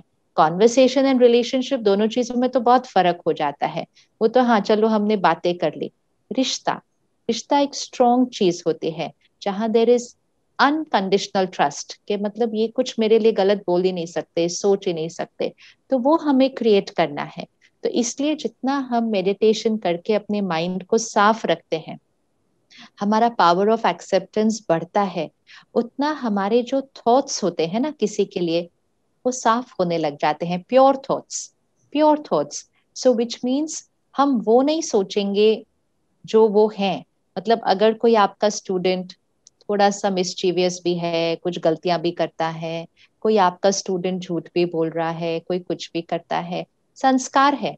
And this is not only for online, this is even when we are physically in the school together. हमें उनके बारे में वो हायर एनर्जी थॉट्स क्रिएट करनी है जो हम चाहते हैं कि वो बन जाए, कि नहीं ये बहुत पावरफुल बच्चा है, ये बड़ा डिसिप्लिन्ड बच्चा है, ये हॉनेस्ट बच्चा है, मतलब हमारी थॉट्स, भले मुख से आपको उनको डिसिप्लिन भी करना है, अगर कोई झूठ बोल रहा है आपको उनको बोलना है कि ये नहीं है, वो आप यहाँ से डिसिप्लिन तो करना है, लेकिन यहाँ से हमेशा ब्लेसिंग्स दें। पावर ऑफ ब्लेसिंग्स हमारे रिश्तों को बहुत स्ट्रॉन्ग बनाती है। एंड ब्लेसिंग्स मतलब उनकी विशेषताओं को देखें और उनकी जो वो चीज है जो ठीक नहीं है आदत, उसके लिए भी एक हाई वाइब्रेशनल थॉट क्रिएट करें। ये थॉट क्रिएट करें तो आपसे जो एनर्जी एक बच्चे को मिलेगी, तो बच्चा भी एक जीवन जीने का तरीका सीख जाएगा कि in spite of my things I am not getting negative vibes from her और हिम, उसको बड़े अच्छे वाइब्रेशंस मिलेंगे आपसे। रिश्ते उस पर बन जाते हैं और यही रिश्ते हम उसके बाद कॉलेज चले जाएं, हम यूनिवर्सिटी चले जाएं, हम अपने करियर में कहाँ के कहाँ चले जाएं, कोई भी हमें पूछता है कि आपको कौन से टीचर याद हैं अपने स्कूल के, तो वो कौन से टीचर याद होते हैं? वो टीचर नहीं होते जरूरी जिन्होंने वो सब्जेक्ट बेस्ट पढ़ाया होता है, तो सब्जेक्ट ही याद नहीं होता, सब्जेक्ट कैसे पढ़ाया था वो भी याद नहीं होता, we are talking 10-20 years later. लेकिन हमें वो टीचर्स याद होते हैं जिनके साथ हमारा वो कनेक्ट, लेकिन वो उनके साथ ही ऐसा कनेक्ट क्यों बना हमारा? Why was it not the same with everybody? क्योंकि वो हमारे बारे में कैसा सोचते थे अंदर, हमारा रिश्ता उसी पर बनता है। तो this is the power we have. इसलिए चेकिंग यहाँ थोड़ी सी करनी चाहिए। अगर हर एक टीचर हर एक बच्चे के लिए, पेरेंट हर बच्चे के लिए इस तरह से करे और बच्चों को भी फिर इस तरह से करना सिखाएं। सपोज बच्चा अपनी टीचर की शिकायत करता है, ये भी एक नई चीजें होने लगी हैं आजकल। पहले जब हम स्कूल में थे तो हम तो डरते थे अपने टीचर से, मतलब, और हमारे पेरेंट्स भी एक्चुअली डरते ही थे टीचर से। डरते मतलब it was not fear but it is a regard, it is a respect कि नहीं वो टीचर है, वो मेरे बच्चे की टीचर है। इट वॉज लाइक दैट कि टीचर के साथ किस तरह से बात करते हैं। तो टीचर को एक बहुत ऊंचा नजरिया, एक बहुत ऊंचा पेडेस्टल रखा गया था, which is really needed because they are molding the child, they are molding the life of your child. आजकल तो स्टूडेंट ही शिकायत कर देते हैं टीचर की और फिर पेरेंट भी स्कूल आ जाते हैं कि मेरे टीचर ने मेरे बच्चे के साथ इस तरह से बात कैसे की। So we are then doing something which is not healthy for the child. वो बच्चे के लिए अच्छा ही नहीं है। तो अगर आपका बच्चा अपनी टीचर की शिकायत करता भी है, वो ऐसे करती है, वो ऐसे है या वो ऐसे है, पेरेंट का रोल है उस शिकायत के सर्कल में एक्सेप्ट करके उसमें इंटेंगल ना हो जाना और बच्चे की हाँ में हाँ नहीं मिलाना। आपको बच्चे के सोचने के तरीके को चेंज करना है कि नहीं ये है तो 10 चीजें और भी अच्छी हैं, let's look at all the good side, let's we have to teach the child how to think. उनको इनकरेज नहीं करना जब वो अपने टीचर के अगेंस्ट बोल रहे हो, क्योंकि वो जीवन जीने का तरीका सीख रहे हैं, वो रिश्ते बनाने का तरीका सीख रहे हैं। तो ये पेरेंटल एंड टीचर दोनों पे रिस्पॉन्सिबिलिटी आ जाती है कि वो बच्चों को सही सोचने का तरीका सिखाएं। वाह, कितनी खूबसूरत बात है। इससे ये पता चलता है कि ये जो चैलेंज हम आज फेस कर रहे हैं ये भी एक्चुअल में एक अपॉर्चुनिटी है। हम इसे ट्रांसफॉर्म कर सकते हैं सिर्फ अपने नज़रिए को बदल कर। और इस बातचीत के दौरान इतनी खूबसूरत सी चीज़ें निकल कर आई हैं ताकि हम सब अपने लिए कुछ काम करें, खुद अपने लेवल पे, हम अपने बच्चों के साथ, अपने स्टूडेंट्स के साथ काम कैसे करें, पेरेंट्स क्या करें अपने बच्चे जो पढ़ाई कर रहे हैं उनके लिए, एजुकेटर्स क्या करें, और सभी के लिए बहुत सारी चीज़ें निकल कर आई। और जो चैलेंजेस हमारे पास हैं उसको इफ़ेक्टिवली हम अपॉर्चुनिटीज़ में चेंज कर सकते हैं, सिर्फ फिज़िकल लेवल पर ही नहीं, जो अदरवाइज़ भी है वो हम अपने थॉट लेवल पर जाकर बदल सकते हैं। Thank you so much sister Shivani कि आज आप हमारे साथ जुड़े और हमारे एजुकेटर्स से बातचीत की, और जो कुछ भी हमारे साथ ही सुन रहे हैं, देख रहे हैं, वो सभी कुछ ना कुछ ले जा रहे हैं और कल से, मैं समझता हूँ आज से ही वो लोग इम्प्लीमेंट करेंगे और उन चीज़ों को प्रैक्टिस भी करेंगे। Thank you so much. जैसे आप ये बात कह रहे थे कि हर चीज़ की शुरुआत में और एंड में मेडिटेशन के साथ करने से हम एक अच्छा एनवायरनमेंट क्रिएट करते हैं, एक अच्छा वाइब्रेशन क्रिएट करते हैं। हम सभी भी ऑनलाइन ही देख रहे हैं, टीवी पर या इंटरनेट प्लेटफॉर्म्स पर इन प्रोग्राम्स को देख रहे हैं। तो जाते जाते मैं आपसे रिक्वेस्ट करूँगा कि नेक्स्ट 4-5 मिनट्स के लिए आप भी हम सबको एक मेडिटेटिव एक्सपीरियंसेस में ले जाएं ताकि हम सब इसको प्रैक्टिकली करना सीख लें और हम हर दिन इस चीज़ को कर सकें। थोड़ा सा रिलैक्स होकर बैठे, 3 times inhale, exhale, body relax. And फिर जेंटली अपनी अटेंशन को यहाँ पर लेकर आइए, सेंटर ऑफ द फोरहेड। ये एनर्जी सेंटर है।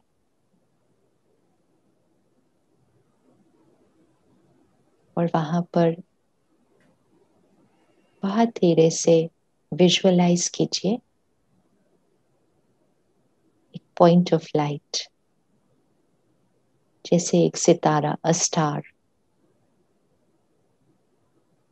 कोई प्रेशर नहीं, बहुत धीरे धीरे हो जाएगा, दिखाई देगा। और उसको देखते हुए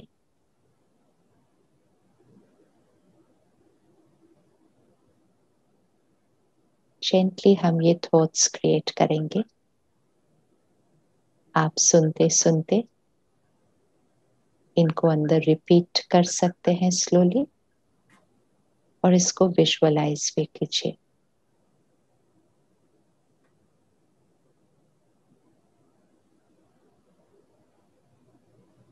I am a powerful being. मैं शक्तिशाली आत्मा हूं।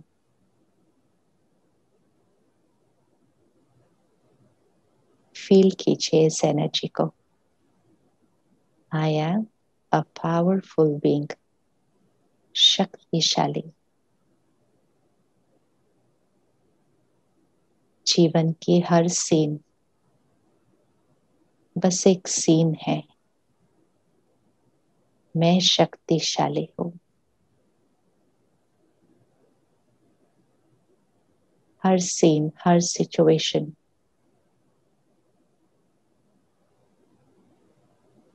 उसके साथ अडैप्ट करने की, उसे एक्सेप्ट करने की, उसे अंडरस्टैंड करने की,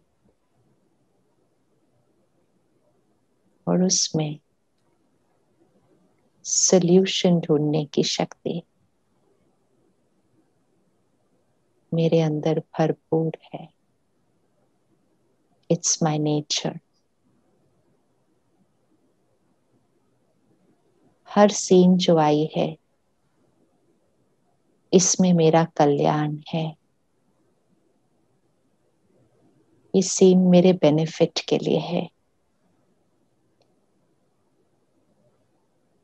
I'm coming out stronger from this scene.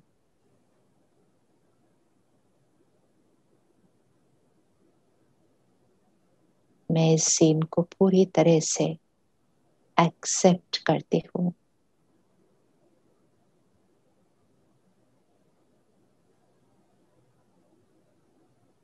मैं हर एक को एक्सेप्ट करती हूँ।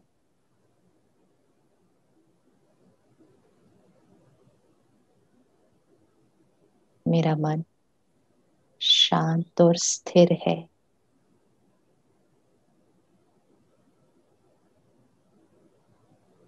जीवन की हर सीन परफेक्ट है। हर सीन परफेक्ट है। Every scene of my life is perfect.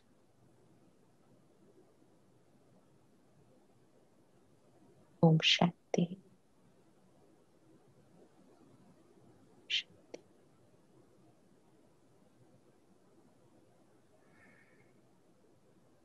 Om Shanti.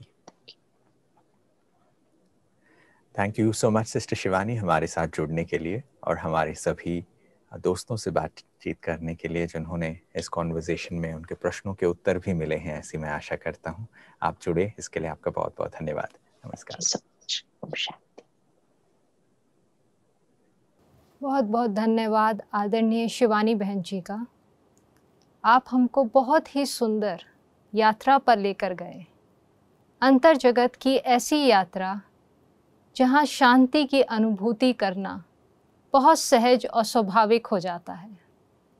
सिर्फ आवश्यकता है कि हम स्वयं को पहचानें, अपनी शक्तियों को पहचानें और उन्हीं शक्तियों को अपने कार्य क्षेत्र पर लेकर आएं। अब हमारे साथ हैं डॉक्टर आरपी गुप्ता जी, जो अपना धन्यवाद सत्र हमारे साथ रखेंगे। Doctor RP Gupta ji headquarter coordinator हैं वैल्यू एजुकेशन प्रोग्राम्स के, और शिक्षा प्रभाग की कई सेवाओं में आप बहुत आगे बढ़ के सेवाएं देते हैं। ओम शांति। ब्रह्मा कुमारीज की एजुकेशन विंग की तरफ से 2 दिन 26 और 27 जून को इंटरनेशनल ई कॉन्फ्रेंस का आयोजन किया गया।